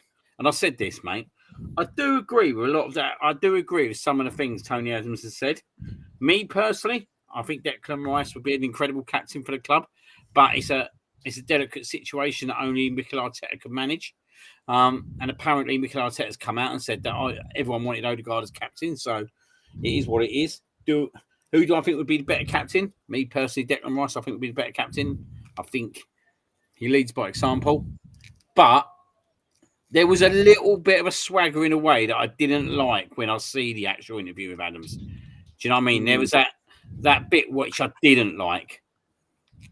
Do you know what I mean? I love Tony Adams. I love him, mate. He's a legend. don't like him. I don't like when they asked him the question, "Do you not like him?" And then he like hesitated and fumbled his words, and you're like, that. For me, it's not. You know, it's a good. It's if that's your thought, cool. But I don't think right now Arsenal needs that. No, regardless of whether you think it's the season, right, mate. Yeah, he's been reeled in, basically, isn't he? He's been reeled in, and we don't need it at the start of the season. Like everyone's objective at the start of the season should be to try and get Arsenal to the best possible start. The problem is, right, there's too many agendas, too many objectives out there nowadays, right, that are trying to derail that. And he's been reeled in, and I think he'll probably look back at it, right? Like, I don't disagree with a lot of the stuff he's saying. Yeah. But I didn't like his tone of the way he kind of spoke about Arteta. But Tony Adams is Tony Adams. He's the greatest captain of all time. No. All of that is true. And my only thing is I would rather him have that conversation behind doors. Yeah. I'd rather him not, stir up the pot and all of that. Everything he said makes sense. And I think people were saying that long before Rice even came here. If he comes in, they were like, yes, bring in the captain, bring in our captain. But people will talk about the unity that all these other big clubs have. I don't know if other teams' former captains are coming out saying that stuff before the season starts. You know what I mean? I don't know if the top players from the teams that we all look up to and said we want to be part of, we want to be up there picking up trophies just like them. I don't think their former captains are out there saying stuff like that publicly, and then giggling about whether or not they like the current captain or not. You know what I mean? The information is factually true in terms of what a lot of people believe, and Martin Odegaard is struggling right now, right? He is, but come out for you to come out and say it's one thing for a fan to come out there and say it, but somebody who we would say is Mr. Arsenal, they call him Mr. Arsenal for a reason, right? It just sends a message that we're not together, and then when we struggle, everybody laughs at us, and it's like you can't win because we're basically sabotaging ourselves to some degree. Because we have the internal strife with not only the fans, but now we've got our legends saying stuff like that. It doesn't help the cause, right? Like Arsenal wins a trophy, right? Yeah. Do they invite Adams to come and participate? Well, he's been at the stadium a few times, isn't he? So no, but I mean like now, like Arteta, Erdegaard win a Champions League, for example. Are they inviting people? Are they inviting like Adams over and saying, "Come on, hang out with us," kind of thing? Is that like you know what I mean? It would seem kind of strange that would happen. It's a delicate situation to deal with, isn't it? You're not just dealing with Odegaard; you're dealing with the whole playing squad. It is a very delicate situation, and there is a big but in this. Like, what we need Odegaard to concentrate on first and foremost is to get back into the form that he was a couple of years ago. Do you know what I mean? Like, he's had a lot of change in his life. Like, I know what it's like to have children and all that. It's not just straightforward. I hear people go, "Oh yeah, will he get 11 nanny and all that stuff?" It's not that straightforward. He could be like, no offense here, right? He could be dealing with emotions that's going on behind the scenes with his house, his wife. Like, do you know what I mean? You don't know what's going on behind closed doors and everything here, right?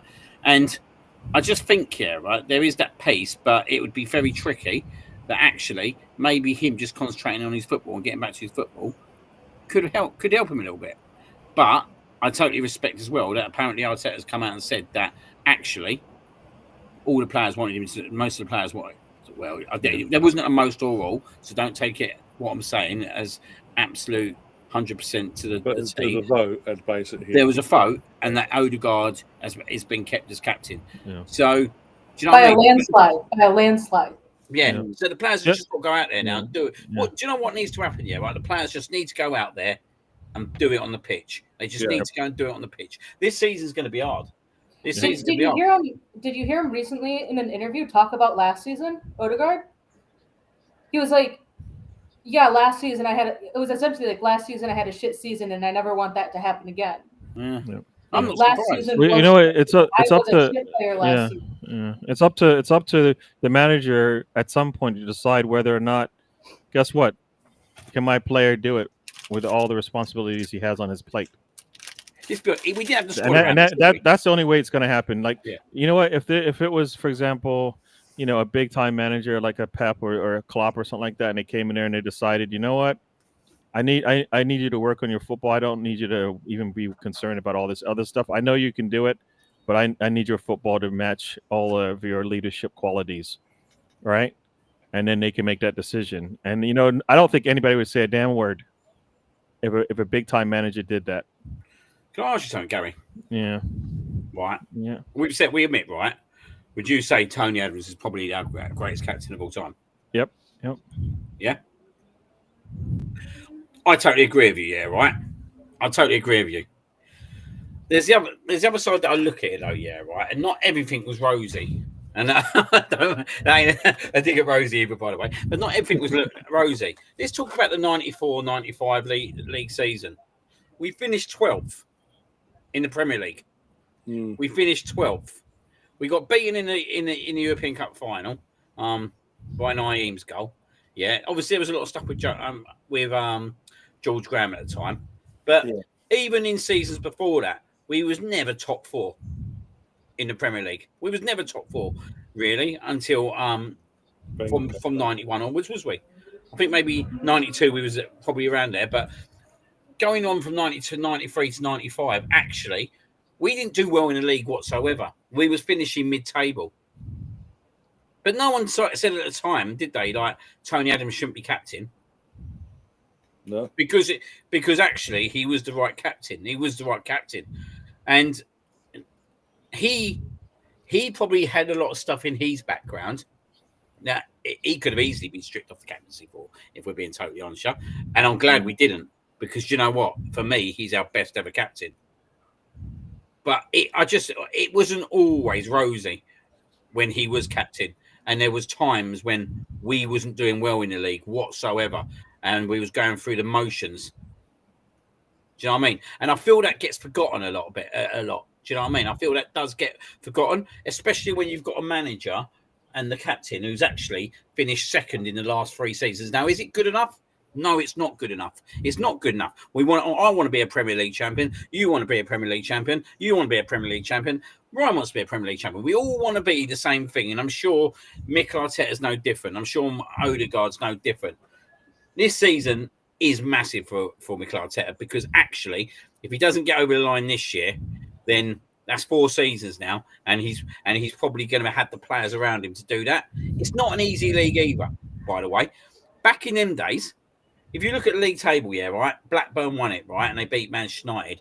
Apart from that season, there was only one club, Manchester United. They run away with it every season. Now, you've got a Liverpool, you've got a Manchester City, do you know what I mean? Chelsea are going to come back in the equation.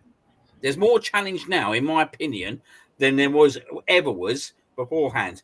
Like, you look at Liverpool, they finished 4th then, and they finished like 15 points behind Blackburn with 80 points. 15 points, and they only got 18 points themselves on 42 games. Like, we lost 17 games in that season. Won 7. We won 13, drawn 12, lost 17. 4. Yeah. You know what? Nobody's looking. Yeah, nobody's looking at the bad years for the captains. For Arteta's bad years are nowhere near anybody else's, but because he doesn't win anything, it's looked as bad, right? And that, you know what?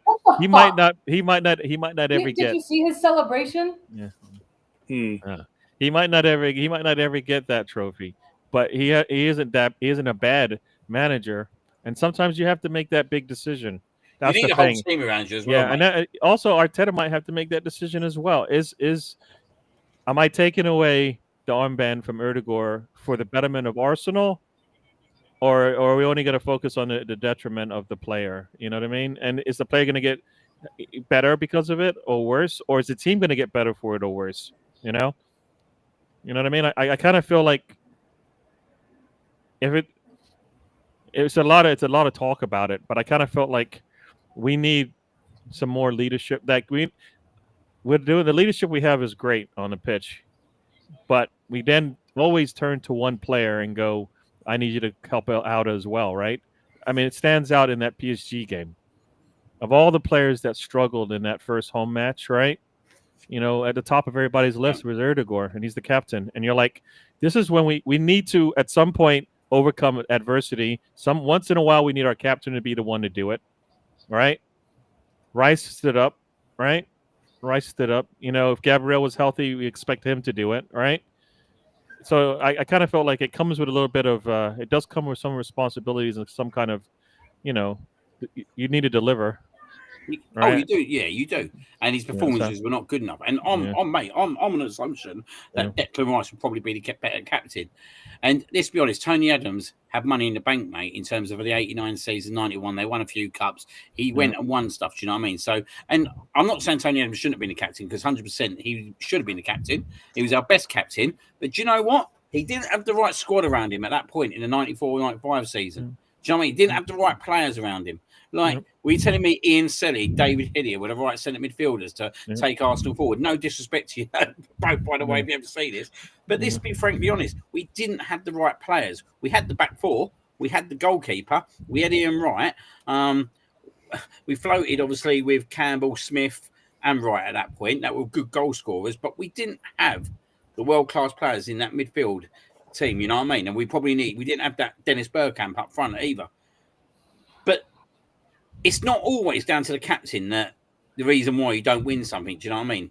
Yeah. Like, it's down to loads of different factors. Like last season, for example, I'm on the belief here, right? It's our worst season in terms of injuries. It's our absolute worst season. We lost so many players. Like, when you look at that squad against PSG in that game, right? I can't forgive Thomas Partey personally, right? And I should the reason I can't forgive him, right, outside the football scene, is what he did in that Real Madrid game in the last minute. I honestly believe, right, if he doesn't get himself booked, actually, I think we got a good chance of beating them at the Emirates. Mourinho was cooking up front. He was doing the job. Actually, it changed the whole complexion of that team and pushed us into a lot of trouble. And we didn't have the midfield to combat that. And Odegaard got caught out as such because he hasn't got the right players beside him. But Odegaard does need competition.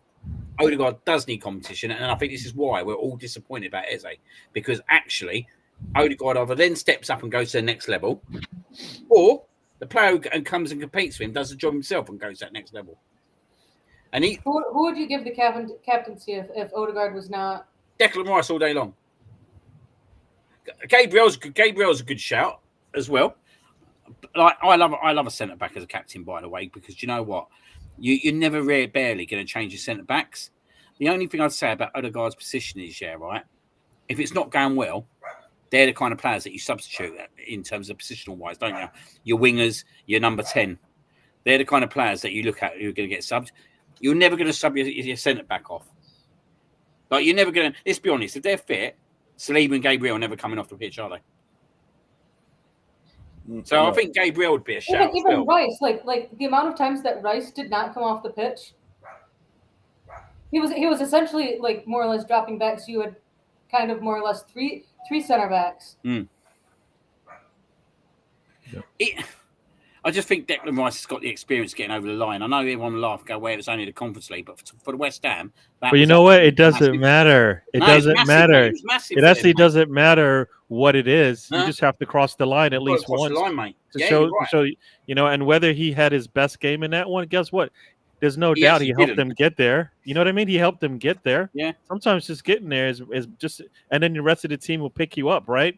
The rest of the team, I think, will pick up Declan Rice more than they would pick up Erdogan if you put them in similar situations because of just the play that they are and what they've delivered in the past, right? And that's kind of how it works with the captain. Sometimes they have their best days. Some days people pick it up for them. Erdogan has his bad days. You see it around, but at some point he has to be the one, right? When is he going to score the free kick? When is he going to score the goal? Because right now we don't have the goal scorers for him to say, you know, I'm putting a pass in, you got to put it away. We do now, but in the past we didn't. And that's where he needed to, you know, make the adjustment. I can make the perfect pass all day for the last 3 seasons. We weren't putting it away. At some point, the captain would stand up in that situation and put the ball in the goal, right? They compare him to KDB for similar reasons in terms of being able to deliver the ball to their teammates.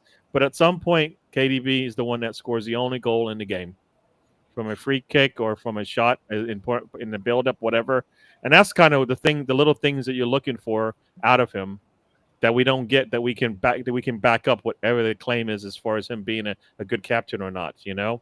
So for me, he has to bring something else besides like helping us out in terms of our defensive schemes and all that kind of stuff. At some point, it's got to lead to a goal, because that's the one thing we're missing, at least from his game, in my eyes. You know, once in a while, he's going to have to put that ball in the net. Well, he needs to, but the thing is, he is capable of putting that ball in the net. This is the thing; he is capable of doing it.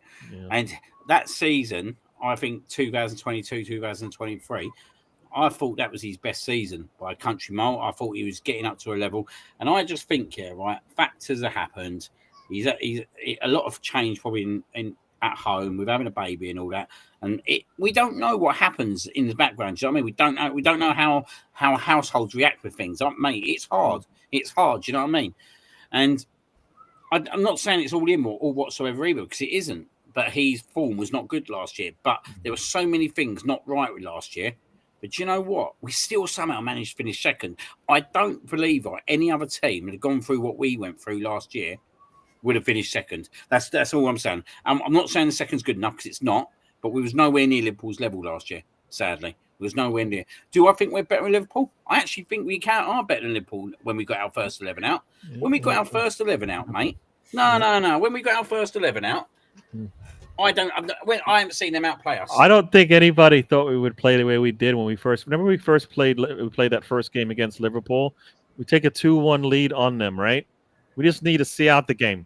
We was unbelievable in that game, by the way, till Gabriel went off injured. We just need to see out that game, and once again, we can't, because either we don't have the depth, right? No. You take out your center back. You got it. Just hold it for the next 20 minutes or whatever the case may be. We couldn't do it. We couldn't do it all season. So it wasn't really just that one scenario. It was all season. Have a lead late in the game, be able to see this thing out. Couldn't do it. Doesn't matter if it's Liverpool. Didn't matter if it was Chelsea. Didn't matter if it's Crystal Palace. Didn't matter if it's Manchester United. In certain City was situations, a one for me. Yeah, that rode the whole season. I honestly believe if we see out that. No, Brighton is the one for me. Brighton was the game for me that basically. But we totally once that penalty got given, mate, we was totally out of that game. Like they should have gone and won that game, Brighton. Do you know what I mean? Yeah. There were so many games like that, and so I don't even think it was because of us that we finished second last year. It was how bad everyone else was. It was how bad everyone else was. Look, Tottenham won the UEFA Cup, mate. They were shocking last year. Absolutely shocking. Newcastle win the Carabao Cup, Crystal Palace win the FA Cup. No disrespect to them because what they've done is unbelievable, especially Crystal Palace. But at the same time, it tells you that actually Arsenal, Man City, Manchester United, and maybe a couple of other clubs were totally out of it last year in terms of. Look at the points as well. Like Arteta had said it. Liverpool won the league with having gotten the least amount of points that Arsenal had in the last 2 seasons. Right. So, yes, the PGMOL helps Liverpool get their points, but the games lost. Everyone lost a lot more games than they usually did, and you had a lot more teams winning or drawing games that were like, oh yeah, that's an easy win for that team. Oh, that's an easy win for that team. Nope, that ended in a draw. Nope, that one ended in a loss for them instead. Like, if you add up I think it's like if you add up the points, the total points of the last 3 seasons, Arsenal is in first. Here's a question, right? Here's a question to you, Catherine. If Arsenal first 11, Liverpool first 11 goes out in 2 weeks' time, I fancy Arsenal to beat them. Yeah. I honestly fancy their back line. I mean, Bournemouth highlighted how bad their back line is. Their back line is not going to all of a sudden get that much better in 2 weeks. It's just not going to happen.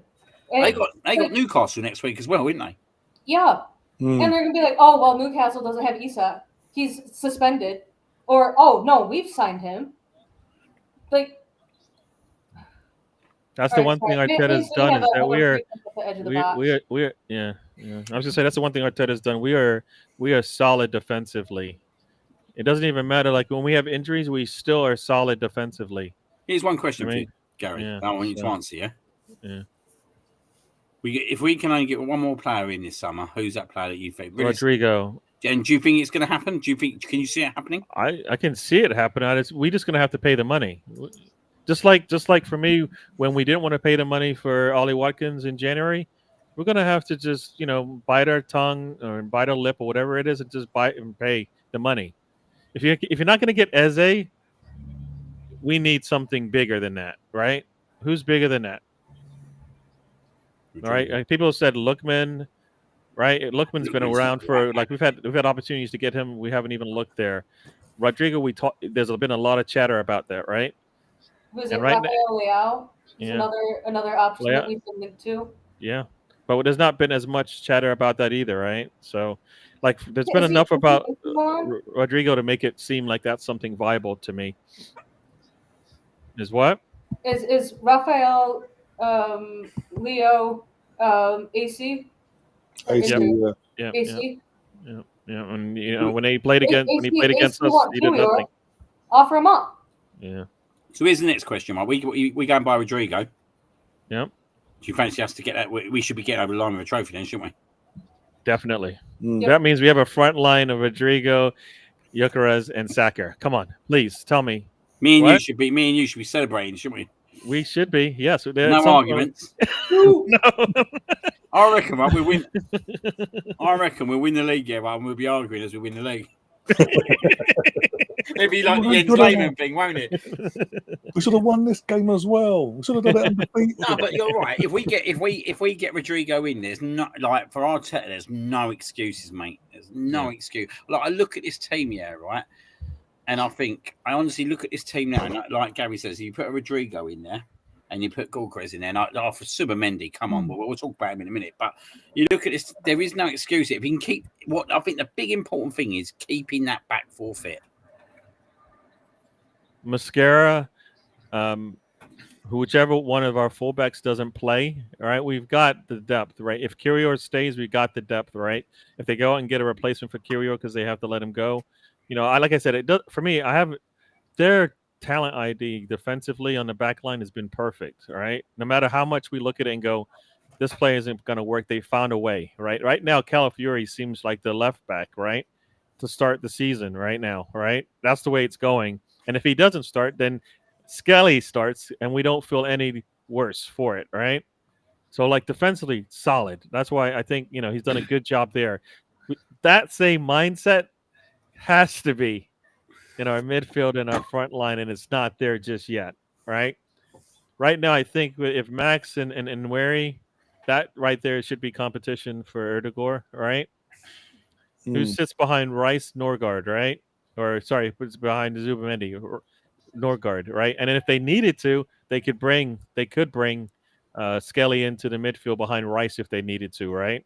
So, I think we've got the numbers to cover. So the only thing we don't is up top, right? But we need to see if that works out. We need to see if Noni Madueke actually is the player. I fear that right now he's our left wing tomorrow. Well, that's what I said in the chat earlier on. Like, I like him. Like what I've seen live before, right? One of them players that I've seen, even when we beat them 5-0, and I absolutely enjoyed that game, by the way. I remember that first half. It was only 1-0, right? And like they're two wingers that first half. I was like, bloody hell, mate! They're giving us an absolute rundown. Do you know what I mean? I think he's got a lot to him. Do I want him to be the left winger? No, I don't, because I want Rodrigo at the end of the day. I don't want to be in a situation now, right, where actually our business is done. Because I think if that's the case, right, we're one player short still. I think one more signing, if not two, with 3 outgoings. I just can't see two now. We need two signings because I need 2 legit options, right? Like for me, we've seen enough of Trossard and Martinelli. We know what we're going to get. So it's not like, you know what I mean? We know what we're going to get. I need something different because we know that it's not helping us right now. So like if they were to sell both of them and bring in 2 players, not necessarily for the same position, but I think you got to do it. And all the other players we have, I don't understand why our valuation of them is so high that we can't let them go for a good deal. Because guess what? We're not going to play them anyways. You know what I mean? We're not going to play Sambi. We're not going to play Vieira, right? Yeah. I forget who. We've got a number. We're not going to play Reese, right? No. If we're going to play Reese, we would have played him already. We would have seen a lot more work from him. We haven't seen that. So we've got those are 3 attackers there, right? 3 attackers, a midfielder. They're not gonna play. So mate. Outgoings have got to go out. Yeah, and if you look at it right now, we have we can start with a decent team, and that's not even including all the players that's not even including Trossard leaving. That's not including all those other players that we're not going to keep. Like we've got about 7 players that right now would not even be on the bench, much less in the field. So are you confident, Mark? Yeah. Yes, defensively, yes. They're not going to. Yes, they have a better attack, but I think our defense is better. I think Zubamendi gives us something a little bit different that they have not seen before, right? Rice will give us everything he's got. If Erdegaard shows up, that gives us the bonus in midfield, right? I mean, they're missing Martinez, right? So they're defensively a little bit light there. I kind of felt like, we got. If Saka does what Saka and Gyökeres. The only problem I have is that left wing and whether Erdegaard shows up. Otherwise, I think we got all the answers, to the questions that they're going to pose to us. All right. Yeah. No, I totally agree with you, mate. I totally agree with you. I think we should. I think it's the best time to go and play all these away games before. Playing these first 2 games against Manchester United and Liverpool early in the season before they get settled. Yeah. You can't go wrong with that, right? No, Newcastle as well, mate. Like, yeah, again, it's like last year, though, isn't it? Do you remember when we got out of Aston Villa and Spurs, like with 6 points? Like, I was so happy, and I was like, and like we nearly done the 9 with the Man City one as well. Do you know what I mean? Mm. And at that point, I thought, do you know what, we're ready for this season. But it's full time. Yeah, Jonesy didn't get the big points that Ryan wanted, though, did he? I didn't want him to get any points. Yeah, mate, I reckon you want a big old smuggo fall down. You do. I know you too. No. I don't really. You want to see my fall. I was gonna be more shocked with one because his record is lost. He did win the last one in the season, though, didn't he? Yeah, but there's nothing to play for by then. Yeah, it's all done and dusted. Yeah, exactly. No, but I think that we should have enough. Like when you got that defence, it just fills me with so much more confidence. Like Timbers, he's a cracking player, isn't he? And Calafiori, I think he just needs to stay fit. That's the one that worries me. But you know what? You've got Skelly behind him. So if you said Skelly's behind him, you feel concerned? I don't feel concerned, right? You've got White and Timber on the other side. I mean, we talk about this all. You look at all these other teams, and they bring somebody off the bench, and does the form drop much? No, that's what we have with those fullbacks, right? Kirio comes in. Kirio's already showed he can come in and replace Gabriel, and we don't drop that much, right? Mascara looks like a player that behind Saliba playing can only get better than what he's done before, right? So that's why I'm like defensively sound, right? Sound. Yeah. I feel comfortable there, and I should feel confident that we're defensively okay. You know, it's with Zubimendi in front of them. The ball will never get there. The Rice being up there, I mean Rice and Zubimendi, right? How have we set them up as a double pivot or Rice moving up? I think tomorrow. I think it'll be a bit of a double pivot, won't it? Yeah. I mean Bruno, we just quiet Bruno will be okay, right? But you just start out the midfield. Like, to be fair, at the moment, Man United's probably problem is still their midfield. Do you know what I mean? If we start from their midfield out, then their forwards ain't getting the ball. That's what you want, isn't it? Because that's the thing with United. All they've done is sign 3 attackers. That's okay. You're sort of saying for that, but they haven't addressed the midfield. They haven't addressed the defence. They've still got Onana. Even if Onana doesn't play, they've got the other guy that's just as bad in goal. So they're there to be got at. So I don't get this self-confidence that United fans have got going into this game. I know it's the first game of the season at Old Trafford, it'd be buzzing and the rivalry and all that. But you're asking players that let you down a lot. But yeah, barring your attacking 3 of Mbeumo, Chunya, and assuming Sesko starts, barring them 3, the others that'll be starting all let you down last year. To the point you finished 15th and lost the final to Tottenham. And now you're expecting them to come back rejuvenated and doing something against one of the teams that will be battling for the title. I think we win tomorrow. I think we win by 2 clear goals. Hope so. I go 3. I got a 2-0 win for us. I've got 2-1. So, yeah. But I should have gone 2-0 really. Shame on you. I should have gone 2-0. No, I mean if we play the way we can, they don't score on us, right? Have you seen that Jota? What they're doing with Jota? Is it the banners and all that? Yeah. And obviously Portuguese players of Man City have gone over and they're applauding the Wolves fans. Yeah. Life's horrible at times, isn't it? Yeah. Well, some of one of the fans through one of their not a fan. Someone's I don't know. That's like a legit Diogo Jota Wolves shot in the middle on the edge of the penalty box.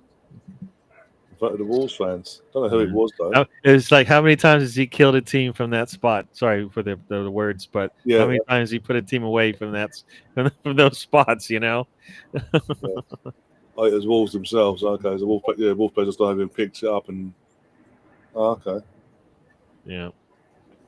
That's another big thing for Liverpool to be playing with their hearts in their hand kind of thing. So me and Catherine had that discussion earlier. How much not? Because obviously they did it was sort of there last week. It was there last night for all to see. how many more games can they get away with subpar performances with senior players? Not in the newbies, so to speak. Newbies you can understand, especially if you're from like a new league adapting, or you can understand. Obviously, emotions for the old guard that have been here for a while, it's going to be there heightened, and we saw it at full time with Salah and all that. And I said to Catherine, imagine Liverpool hadn't made averted the comeback, and it had finished 2-2. The emotions would be even higher, because obviously then you got the media, you got the rival fans in jumping on you, going, "You had it, but you threw it away. This was meant to be for Diogo. What have you done?" Da, da, da, da. And then obviously as I say, I know they're doing 0-0 early in a bore fest, but they're going away next week, St James's Park, to what is going to be an absolute fire pit now at St James's Park at Newcastle on Monday night. Because of the situation of Isak as well. So that's not going to be an easy game either. And certain players that are having a bit of a wobble, when I say wobble, form and performance wobble, need to sort of wake up a bit, because otherwise Newcastle will punish them. We will definitely punish them in a couple of weeks' time if they don't act up, wise up, sorry. They're there for Gav said, Liam said last week after the Wembley game with Palace, Liverpool there for the taking. And that's from defence, from the midfield and defence, I saw nothing different last night. The only thing that looks somewhat strong is the attack, because Iggy just slotted in like he's been there for a while. I don't think they need Isak. They're just doing it because they can, and to stop anyone else and their rivals getting Isak. Yeah. Well, that's the same reason why I want more attackers. People are like, you might have enough. I'm like, I want more, because I want the odds to be in our favor even more. You know, just because you have a solid team, if you can do better, why not? Right? We should do, I'd rather have better options coming off the bench, better options to start than going, we're just not necessarily selling, but you can always do better. So why not? Why not? You got 4 different trophies to try to win. You never know which one it's going to be. So try to win them all with the squad you got, and the only way to do that is to have a deep squad. So, absolutely. Yeah. Totally agree, mate. Totally agree. Yeah. Right, get one. Even if we just get Rodrigo in, right, when you start looking at the options that we can have coming off the bench now, it's quite scary, isn't it? It is quite scary. If you think we have a full strength team fit, you're looking at like Marino, who's proven to us he can play up front and do a job when needed. You're looking at Madueke. You're looking at Martinelli potentially. You're looking at Havertz. You're looking at Max Downham. You're looking, obviously, at your defensive midfield and Norgard, who's coming. Waneri. Ben White. Yeah. Do you know what I mean? Like Lewis Skelly. Yeah. Yeah. No, I mean, no, we we're deep enough. We've answered the call in terms of what happens if we have injuries. We got the answers for that, right? Now the problem is who's scoring the goals when we need those timely goals, right? Eze answers that question, right? Eze answers that question. If we need a timely goal, if he's starting or not, he's shown he can do that consistently in the league. So yeah, why are we not? That's one reason why I want him in there, is because he's that variable that we don't have. Like, who's the Eze on our team? Who's the Jota essentially on our team? So why are we not going for him? Yeah. Why are we not going for him? I feel we can't afford it. That's the only thing I can think. I think it's a money thing. I think it's that they prioritise Rodrigo over Eze. Yeah. And Noni over both of them. For me, you take Noni out and you tell me you can't get Eze still. I look at you like you're mad. I just think though, mate. Like, people going on about Max Downham, but like, he's in the squad tomorrow.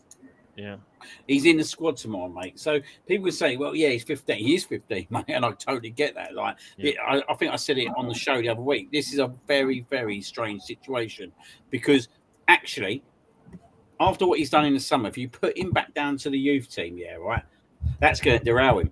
Do you know what I mean? But you can't loan him out either. So they have to manage this really well. Do you know what I mean? This situation, and he needs to be with Like this kid, right? This What kid. what part of Arteta's what part of Arteta's man management have you seen that leads you to believe he's going to do the right thing in terms of incorporating Max Dalman and Wary into the squad so that they get the timely minutes, the minutes that allow them to grow, and we can benefit from it. That's the part that's the question I have. They should get to play, but they should get the right minutes in the right situation so that later, like towards the end of the season, we couldn't use Nweri anymore, right? Because we wasted, I think, enough minutes on him coming in playing to where at the end of the season they wanted to save him. They had to save him, whatever it was in terms of he just couldn't go. So for me, this is where Arteta comes into play, and he has to do better with the man management of these youth players so that not necessarily that they play, but they get the right minutes so they can grow, and they get the right minutes so the team can benefit from it when they bring them on. Because we know if you bring on Max Dalman right now, late in the game where the other team's struggling on defensively, and you let him run at them, we should be laughing, right? Dalman would get so many penalties or free kicks. He's shown he's got the pace and the skills to force his opponents to foul him, to then either get the penalty or get the free kick right outside of the box. I mean, the way in which I would use Max Dalman this season would, Premier League wise, off the bench when we need that extra burst of speed and maybe that little bit more of creativity, and then maybe start him in some FA Cup games or Carabao Cup games. I mean, depending on the opponent, but give him a solid first half. Slowly build them up. I think where Arsenal kind of screwed Nweri last season was he had to get shoved into the first team and play all those minutes because there was no backup to Saka. Like it just kind of, I think, killed him a little bit. Like we can't have that same situation happen to Dalman. Essentially overusing him too early. Yeah, no, I mean, I think they wasted the opportunity when they didn't bring him in when Erdegaard got injured. That's where I think, for me, they should have given him minutes then instead of like letting Trossard and Kai Havertz play in those positions at that point. I think some of those minutes should have been given to Nweri because that's what he can do. We've seen it, right? So I kind of felt like he should have gotten. And I forgot what game it was. Was that the fourth game of the season or the second? I think it was the fourth game of the season, right? I think that's where we should have. He should have got the opportunity. And you know what? If we would have figured out we were light, and then we needed to bring in somebody else, hopefully in January at that point. But to wait until Saka's finally injured to go, you know what? I think we might use this kid now. I think he deserved to have played sooner than later in the season when he could have played in his preferred position, right? He's a midfielder, right? It's not really he can play the wing. But he's more of somebody moves to the middle of the pitch, right? So I don't know. That's my thoughts there. We bring Eze in, right? Yeah. I think the problem is, whatever way we look at it derails Waneri. Like I don't see Dan being the fall guy. I see Waneri being the fall guy if Eze comes in, and I think that they probably sign his contract with Waneri, and they've looked at it. They've looked at the squad, looked at the depth of it, and they thought, look, we probably want Eze. Everyone wants Eze, but if we do this, actually, it don't leave Waneri any game time. It doesn't. When everyone looks at it, right, whether he plays one side or the other, it doesn't leave him any game time. Because the problem is, right, when you pick that first 11 and then you pick the subs bench, if he gets Eze in, gets Rodrigo in, Waneri's not on that bench. Sadly, Waneri's not on that bench. I'm telling you now, right, he ain't on that bench, mate. Like, there's seasoned pros now, year in, year out, like Mikel Mourinho, you know what I mean? Norgard as well. Some people will tell you Moreno doesn't deserve to be on the bench. Well, but yeah, they will throw that back, and like everyone's got their opinion, and I respect that. Do you know what I mean? But Waneri will become the fall guy out of anyone if they went and bought Eze and Rodrigo. Yeah. All right. So if that's the case, where would the next best option would be to have Nweri go out on loan? Where would his best option be? Palace, in my eyes. I think it's a no-brainer. I would have said Fulham, but they got Smith Rowe now. I think you look at Palace, they're losing Eze. What's better than to get one area on loan?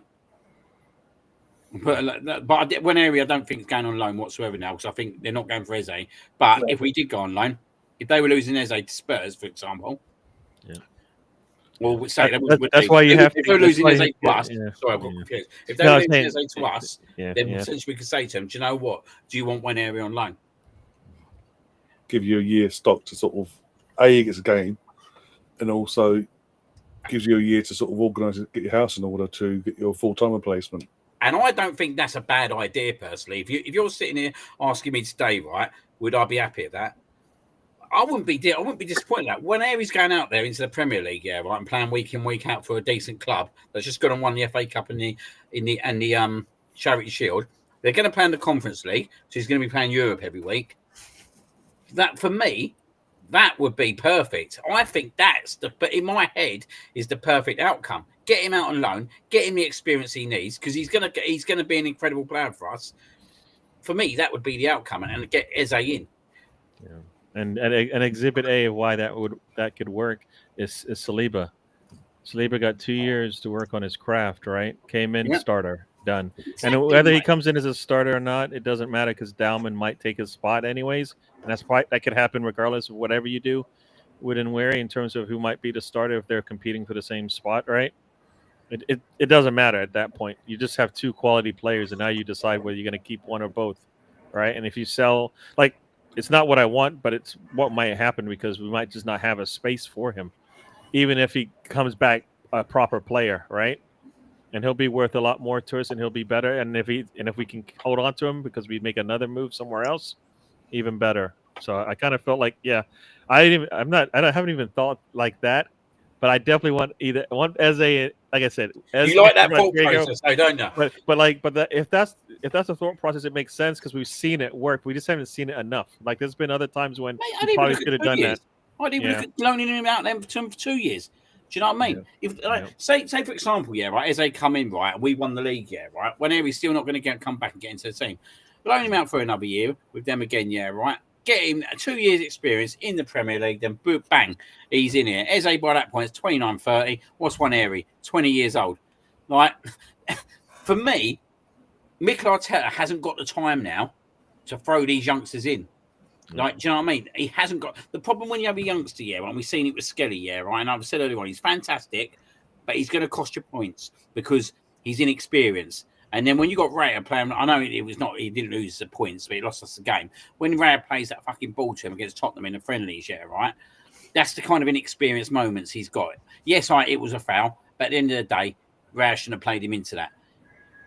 These players, right, under Arteta, have to go out and win the league this year. They have to go and do it. And he needs as much experience as possible to get him over the line. And if you said to me, would I want Eze or Nwaneri at this point, I'd tell you I want Eze to be in my camp here, right, to get me over the line. And I want Nwaneri to be the future of Arsenal and get in the minutes which he deserves elsewhere to get him ready to be that player. Now, Jack Wilshere, like, we played him way too young in terms of the amount of games he played for us. Do you know what I mean? Like, it caused him injury. We lost a great player because how we overburdened him. Like, we can't be relying on these players, mate. And the league's too good now in terms of you've got competition, you've got your Man Cities, you've got your Liverpools, Chelsea are coming back. Do you know what I mean? Newcastle look good today. Do you know what I mean? We don't know what way Tottenham's going to go at the moment. I don't think they're going to be in the mix to go for the Premier League, but they could float around for that 5th spot. But these are all the teams you're playing each week, and you need experience. And Eze will give you so much experience. If Odegaard gets injured or Odegaard's not on form, at least I know Eze can turn up week in, week out and play and perform. I can't tell you when Harry's going to do that at the moment. Yeah. And you know what? He's not supposed to. No, of course he isn't. If he doesn't, it's not like he's behind or anything like that. He's actually he's ahead of schedule even, right? A player like that is ahead of schedule. At 18, you don't need to be like he's 18 yet. At 18, what are the top 18-year-olds in the league playing in the big squads out there? There aren't any. There aren't barely any. You're right. There's less than a handful that you can count that are 18 that you go, yep, that's the number one player on that team, right? A lot of times it doesn't work out that way, and it's not abnormal. It's just the way it works out. So yeah, no, you know what, when you put it that way, the fact that they re-signed him, good. What they do for him long term, career wise, you know what, that might not be with Arsenal to start, but it will be Arsenal to finish up. To Max Down is a different freak of nature, though. Yep.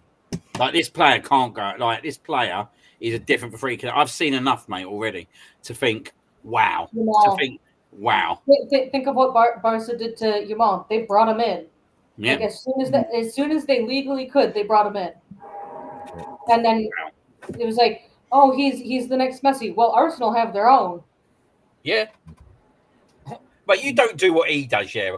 Like we're not talking mugs, are we, Catherine? We're talking about, right, that he done it against Newcastle. That have been one of the strongest teams in the Premier League over the last couple of years. He bossed Joe Linton around. Do you know what I mean? And then he goes out and does it again against Villarreal, and then wins us a penalty. Like that penalty was unbelievable. How he won that, the footwork. Like this ain't. We're not playing like Sutton United in a friendly. Do you know what I mean? Or Barnet, and he's doing it against them. He's going out against seasoned pros and doing it to him, and he won't just do it. He was doing it time and time again. Every time Odegaard got him that ball, he beat his man. He was direct and he beat his man. And that's why I just think that actually, yeah, I don't. He has to be around the squad because he has to be getting minutes somehow, and it's hard again. But putting him back in youth football is not going to do anything for you. His ceiling is a 20-story skyscraper, not a 3-story apartment building. The sky's the limit for him. Like, yeah. You can't send a player like that out on loan when you want to eventually bring him into your first team. You need to bring him in and not put him out on loan. I think it would, and unless he were to be going to, another top-ranking team, there would be no point to be sending him out to a Palace or a Fulham or a Bournemouth. You would want to be putting him out to City, Barcelona, Real Madrid, PSG, Bayern Munich. Substitute, don't he? Yeah, you would be sending him out to another top team, in which he would be doing the same thing there that he would be doing at Arsenal, sitting on the bench waiting for his time to come in later in the game. When does he make his Premier League debut then? Because do you know what, right? In my eyes, right, with the substitute situation, let's be honest, I remember the days when there was one substitute. Then it went up to 3, then it went up to 5, then it went up to 7. Now we're at 9. For me, there's no excuse when you have 9 substitutes, right? If you've got a diamond like this, that he's not your 9th substitute. Like for me, he should be your 9th substitute all the fucking time. And when there's that opportunity to bring him on in the game, like, just say Leeds next week, we're 3-0 up or 2-0, 3-0 up. Or 3-0 up tomorrow, I'd say bring him on. Well, the thing is, he probably will. But it all depends on that game, don't it? Because if it is 0-0, 1-0, he's going to be unsure whether to throw him in or not, isn't he? Like, I think he can go and do it. What he would end up doing is he would end up throwing him on with like 2 minutes left, and then it's going to be like kind of like a Michelle Ajiman moment where she gets thrown on in the last, in the minutes of stoppage time, and that's it, and it changes the course of the game. It's going to be like one of those things. He's either going to come on in the last 2 to 5 minutes and show that, oh, I should have been on sooner because I've changed the game. I think he'll get at least. I think it'll be like a one airy moment, but a bit more. I think when he comes on, when he does come on, I think he'll be given at least 15 minutes, 10-15 minutes, because I think actually he will make that impact within that 10-15 minutes. We've seen it already with him, and that's why I think that 9th substitute spot should be left for Max Downham only, because you've got 8 subs. Like at the end of the day, if you can't fucking win a game with 11 players and 8 subs, then there's something wrong, isn't there? There's something totally wrong. But Max Downham should be that 9th sub every single time. And when there's a good opportunity to bring him on in games, if you're 2-0 up at home, 3-0 up with 20 minutes to go, get him on the ball, get his confidence going. Do you know what I mean? He doesn't have to come on in all the big games. 0-0 at the 80th minute, bring him on. Yeah. Bring on the fresh legs. Bring him on.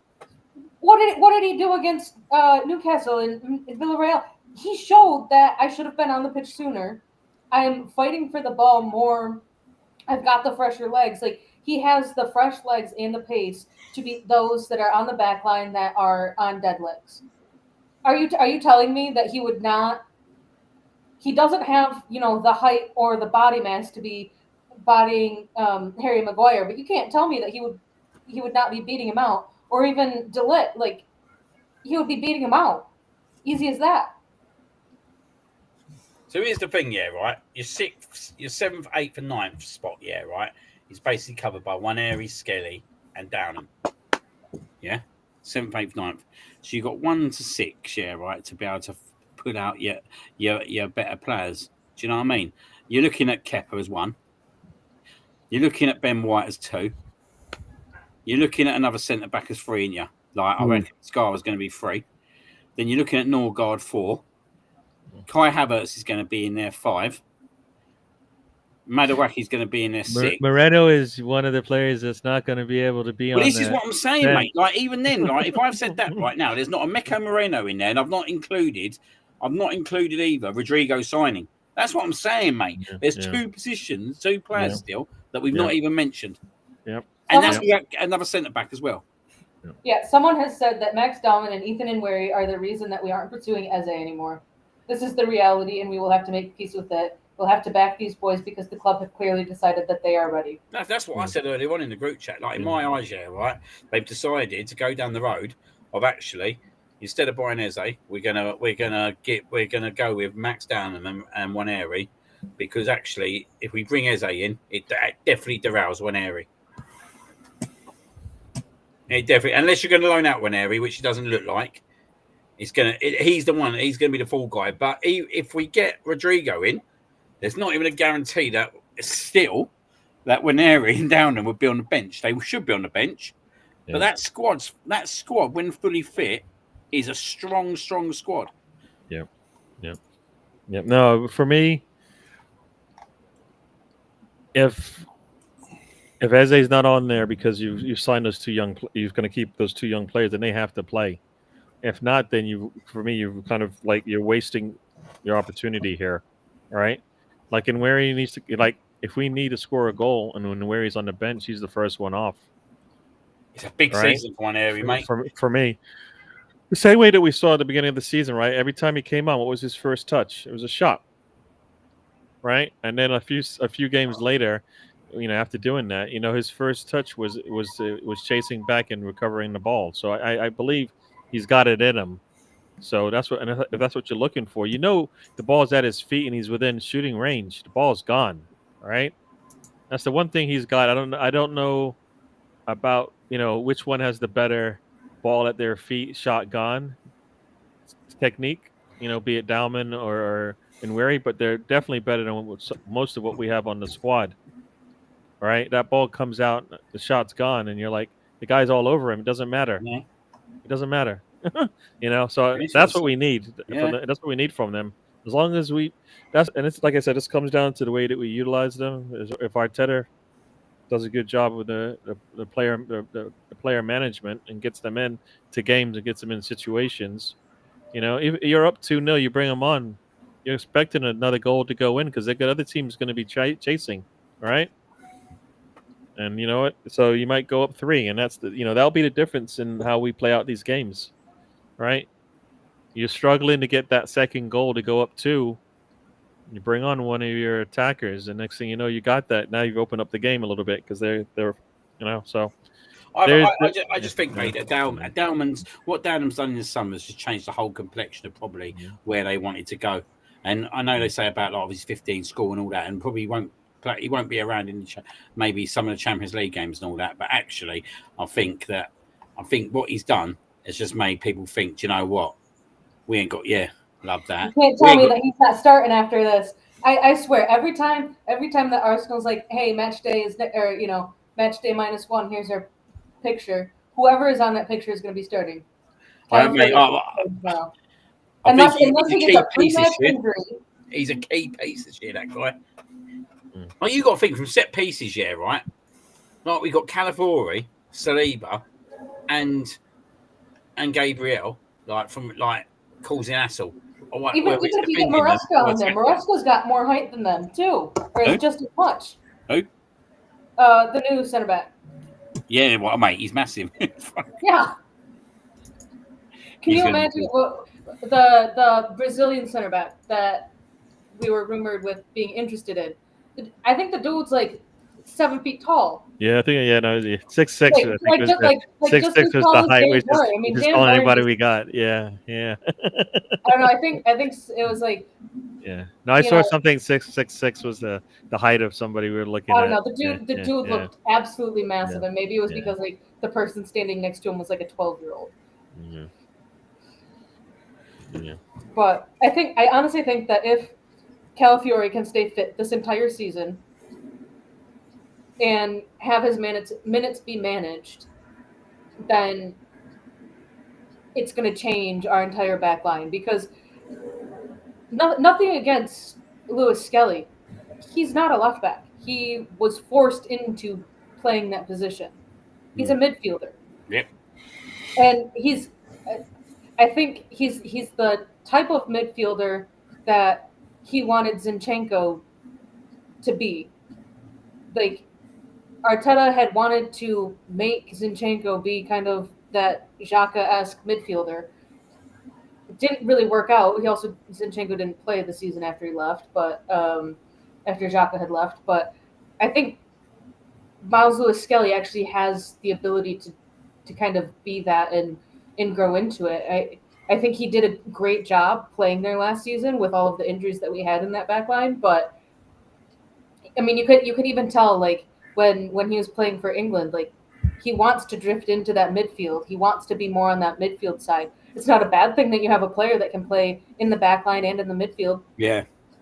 I mean, even from like an England perspective, like, the more players that you can have play in different positions and still play quality ball, the more beneficial it is to that team, because you are on squad restrictions. And I know you are for the Premier League as well, but pretty sure you're more restricted at the international level. So game changing nonetheless, or either way. I think there's it's a good problem that Arsenal have right now. I think that's the best way to put it is. And that's what we want, is good problems, don't we? We don't want bad problems. No. Last season was bad problems with the injuries and the lack of squad depth. We are now. Yeah. It's now getting good. Yeah, we're in such a different position in terms of that. But like, even when Gary said, I think it was a key thing he said earlier on about like the players that are not going to get in that squad, that we still got to kind of like get out the club as such. Like your Reece Nelsons, your Trossards, your Sinchenkos. Do you know what I mean? Right. I think there's probably one or two more there, isn't there? Fiera.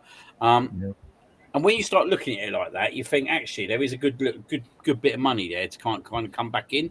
And you're not looking at them players and thinking they're rubbish players, because they're not rubbish players by any stretch of imagination. They're just players that weren't good enough to go where we was going, and we probably accelerated a lot more sooner than we thought we would do, especially with like Fiera.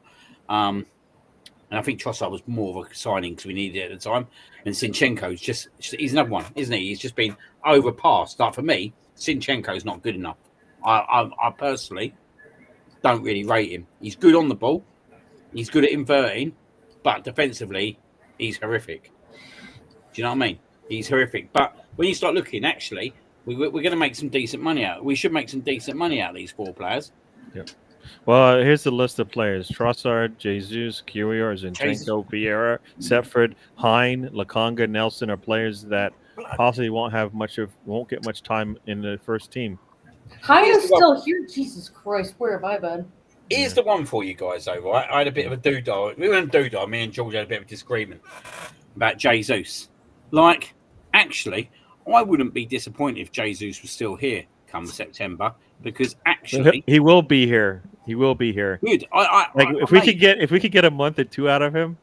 Good, that mate. Might be, good, mate. Even we got a season out of him, mate. Like, let's be honest, right? We know he performs in Europe. We know let's be honest, yeah, right? He was really unfortunate, like how he got injured again, because he just hit back into form. He scored the 5 goals against Palace. He scored somewhere else as well, didn't he? He hit about 6 or 7 goals in about 3-4 games. Like, I'm not adverse to him being here because I actually think he brings us something different, and I think he's good around the squad as well. Yeah, right. And actually, there will be games where a Jesus might be needed. I like Jesus. I'm not adverse to him staying. He's another option. All right, quick diversion here. One, Marcus Rashford, he has come on for Barcelona, but Barcelona went up 2-0 in the 23rd minute. Mallorca got a second yellow in the 33rd minute, red card there. Red card number 2 came 6 minutes later. So Mallorca have gone down to 9 men and are still holding off Barcelona to 2 goals that they scored when it was for 11v11.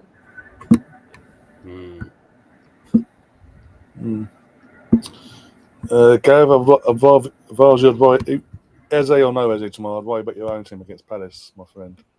Yeah. No, Come I back missed after it. Yeah, it looks like you guys are talking about. It looks like Eze definitely is not on our radar anymore. Mm-mm. And He's not even. I don't even think Eze is on Palace's radar anymore. No. I mean, No. the rumor has it he's not even going to be playing for Palace this weekend. He's not even going to be playing against Chelsea. Yeah. It says Jesus could have been on ex Sanchez. It could have been, but a World Cup in the middle of the season came along and fucked it. Yep. That's why he got his injury. That's a big statement. That is one BX. I've got to be honest. Well, Sanchez. Because prior to that, when he arrived, we was all singing his praises week in, week out. Oh, what a player! What a Man City done here. You know what? He didn't even have to be Sanchez. He didn't even have to be Sanchez, though, right? No. I mean, what he was offering us was more than what we had, so it was better. Yeah. Whether or not he could get to a Sanchez level, I don't even think that mattered. It's just, can you be healthy enough to play? Because he's healthy enough to play with the team that we had, we're fine. You know what I mean? The thing is, it was just giving us something exciting, and it was like, oh, okay. And then the injury, and up till literally last December into New Year. Yeah. And then he started picking up that form again, like coming back to that Jesus prior to the original knee injury. Mm-hmm. And then he's done his ACL. It was like, you can't look at the kid's luck. But either way now, he's look, he'll be back. He'll be probably back around November time, like mid to late October, November. Training. He probably is training. He's got to be training soon, surely, either which way. But he'll be back in the squad before the match day 11 and all. The match day squad say before Christmas, before New Year, give or take. Use him.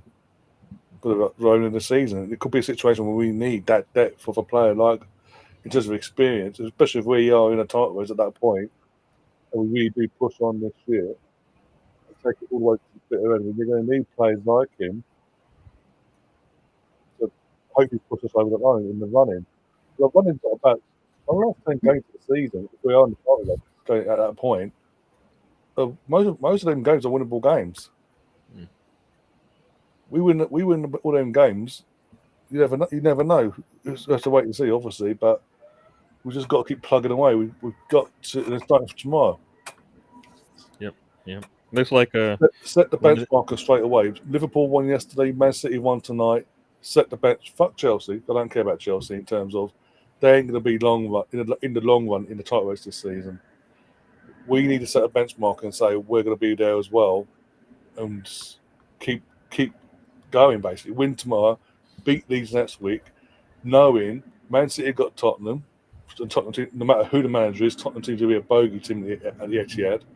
And Liverpool play Newcastle and hope that they drop points and just keep collecting points. Don't give them any sort of early advantage. Force it that we get the advantage instead and we run with it. We've got a striker. We just need. We've all said we just need to sort that left wing out. Zubimendi, from what I've seen in pre-season, is a huge upgrade on the other player that's now back in Spain. playing for the team in yellow. Backline were covered for as long as there's injuries, and obviously as long as certain players stay injury free. Not mentioning names, I don't want to jinx it. We've got the young excited Max. We've got Ethan being told he's going to get given a chance this year. He's going to be the pusher, the backup to. Mate, you haven't spanked us since the 22nd of August, 2021. I was gonna say, doesn't Arsenal have like a undefeated record against the Big Six for like for the last 2 or 3 years, yeah, for like 3,000 days or some shit, like 1,500 days, not 3,000, 1,500. But this is the arrogance of Chelsea fans. Even I talked about Man United fans earlier, their arrogance going into tomorrow's game. But even Chelsea fans, when they win a fucking pre-season tournament, basically a glorified pre-season tournament, and then suddenly they're the greatest team in the world. Got that fucking Roy Jennings going on Sky going, "We're the third favourites at 3-1 because we're the world champions." No. Sorry, Bayern PSG in the final. Who did you play that was actually proper competition? You almost got knocked out by a Brazilian side, for fuck's sake, buying some lucky someone survived that one. So let's not even go there. You're a good side, don't get me wrong, you'll be in the top 4. Don't worry, Gav, you'll be a top 4. Top 4 last season, you'll be top 4 this year. But next season, this season, he's hungry. You're not getting nowhere near a title. Not long one anyway. You'll beat your Man City and Christmas you'll fall off like you always do with Van der Enzo. How's that Arsenal shirt, Gav? How's that Arsenal shirt? I think he's gonna break it out a few times this season. I reckon Gav's got about 2 or 3 Arsenal shirts in the gym. I feel like there's gonna be a few times where he's gonna be like, I really need Arsenal to win this game, so that way this team that they're playing is still gonna be behind Chelsea. For 4th. Yeah. Old Oscar Bob was back. That's probably it, mate. That might have been a shrewd one to put in. Yeah, after he's just his first game after a year because he, as I say, broke his the game at the eve of the season last year, or a couple of days prior to the start of last season. He broke his leg or something.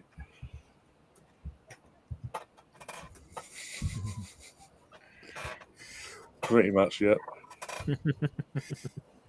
Ryan, I think Gav had asked earlier. Are you still doing the match of the day? Yeah, I'll do it. But if it's 20 past 10, I'll double check. It goes live and all that. It's about 5 minutes before, and I'll go live. I might even pop on. Might as well watch West Ham get battered. I was gonna say the best I would do is just be joining the chat because that's the one thing that they don't show in the US is match of the day or anything of the like. Yeah, I might jump on as it goes. You might as well. Point and laugh at West Ham. Yeah. So I think I'll be eating dinner at that point. I've got to say, I will say this: I was sort of happy for Sunderland today in terms of not only because of the first game after 8 years, but for the first time in 4 seasons, we've got a team, one of the newly promoted teams, get a win straight away, get something on the board straight away. For the last 3 or 4 years, we've had to, as neutral, wait about a month and a half or 2 months into the season before one of the new promoted teams get any points on the board. So it's good to see that someone's come up and gone bang.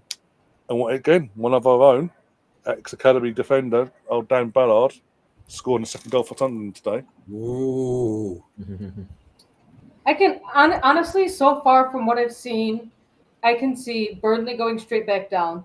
Yeah. I can see West Ham very much struggling and being in that bottom 5 that are fighting. I think last year we were robbed with Spurs and United situation finishing the way that it did. Yeah. And the relegation teams were just that worse. But I think this year we could actually have like a proper relegation battle and not 3 up, 3 down. At this point, with the way that Sunderland played, I already am thinking Leeds are staying up. I think Sunderland have a case to stay up if they can play the way that they did today, consistently, or for at least 17 games, at least half the season. Say like we get to August, end of August, 9 points out of 9. Go and sign Rodrigo. You got to be a little bit confident then, ain't you? Oh, just a bit. Just a bit. If you're not going to get Eze, then we have to get a left winger that definitely moves the needle, right? We need a player that moves the needle, regardless of whether we get Eze or not. We need at least one to move the needle. Because who we You got know? So, after international? What's that? Because do that. That'd be obviously as a 3 games international break, deadline day, and all that. Then whoever it was would be Rodrigo. Their first game would be the 4th game of the season. Our 4th game. One step. So I'm look now. The first game after the international, which would be at home to Nottingham Forest, and then and literally 8 days later at home to Man City. So already there's a big hitter there for Rodrigo to come in. It's an absolute horrific start, mate, to be fair. No, but I'm saying for Rodrigo to come in, his first home game, when he came to Arsenal, would be against Man City. And I won't be there. You said already, yeah. You know, the flying gods have gone against me. I'm actually flying to Ibiza at half time. Of course you are. Absolute. Well, I would say it's a stinger, but I'm going to be in Ocean Beach. It's probably not that much of a stinger. Yeah, you can't complain much when you go. Why are you not going to be able to be exactly when I've got a cigar out hanging out my mouth with my speedos on in Ibiza? I can't think of it. Are you going to beat the final boss? Yeah, I'm going to be the final boss. I don't know if you've seen him floating around, but we got the final boss floating around. Are you gonna try and find him? And be like, I'm no smuggo. I'm final boss. I am, mate. I'm going to rock bottom him, rock bottom him, and then I'm going to literally pull my cigar out and I'll count him out 1, 2, 3, and that'll be me, final boss. I think you need to grow your hair out so you can get that same exact haircut going, maybe without the beard. But then all you would need is the sunglasses and the cigar, and you've got him beat. Yeah. But haircut for haircut, he's got that. You know what? It's a shame, right? I weren't out there when the game's on because I could actually be. I'd stream it from Ibiza. Because I think we're staying at Ocean Beach as well. Rosie's saying, "What is the forfeit when Chelsea finish? Not if, when." Oh, mate, she's barking tonight, isn't she? She's When isn't she? She's barking loads tonight. No, don't leave her to it. I mean, as I said, if I was supporting a team that only got 2 points out of 6 in the first 2 games, and my nearest and dearest rival was already won the league after 2 match days in a new season, I'll be spewing myself. I'll be focused on myself, not other teams in other countries. Rosie, let us know when Scotland qualify for a World Cup, so we can get it in the calendar when you're going to be coming home from the World Cup at the end of the group stages. Yeah. I would even say if the women's team qualify. Yeah, we'll even extend it to that as well for I think next year. I think it is or something. I forget. Women's World Cup. I can't remember now. Either which way, we're going to get ourselves out of here now. We've been going for what? Needs 3 hours. Bloody almost 3 hours. Almost 3 hours. There you go. You've been spoiled rotten this week. You've had the return of the North Bank Summit. You've had watch-alongs galore. You had the Cannon and Jonesy show. You get another watch-along tomorrow. The ultimate watch-along, the one we're all waiting for this weekend. The main event. Being made to wait till fucking Sunday. The big one. The big one. I don't have my new third kit in yet because apparently that's on extreme delay because it's such a popular one. So they have to delay. They probably have to get more in stock. So I'm going to go with last year's third kit. Still a third kit. Yeah, still a third kit. So yeah, that's cool. So yeah, obviously go have myself, Liam, Jonesy, Catherine. If you're around, you're more than welcome to. Gary, the same as well. Yeah, it should be. And I expect to see Gary on tomorrow. What's that? I expect to see Gary on for this one tomorrow. Yeah. And I might have someone else lined up. I need to double check with them beforehand, just to I'm not going out to who that is. Oh, we got a surprise, have we? Maybe. Just I need to double check, make sure that they're still committed and all that. So, do we know? Only via TikTok, literally. They go on I'll show you later, but yeah. Oh. Yeah. Apart from that, though, we'll see you soon. Take care of yourselves. Obviously, Rosie, that doesn't extend to you after your behaviour tonight. Tomorrow will be the first season that I'm not seeing live on the telly. Not solid. You rely on us, are you, BX? Oh God. Things can't go wrong, surely, not BX. Because otherwise you'll be ranting, mate. Yeah, definitely. Take care. Take care, guys. We'll see you later on for the match of the day stuff. We're going to obviously relive the games we've covered already. Obviously, last night's game, midday, Boarfest, and tonight's walk in the park for City. But also, newly promoted Burnley getting battered, Sunderland battering West Ham and putting more pressure on Graham Potter's head. I don't think Graham Potter lasts at this point until by Halloween. I think he'll be gone by Halloween. Old Potter. And West Ham will be even more trouble. But until then, guys, I'll take care. We'll see you soon. And as always, up the Arsenal. You know what? Just because Gav's in the chat, he loves the song so much. Take it, Liam.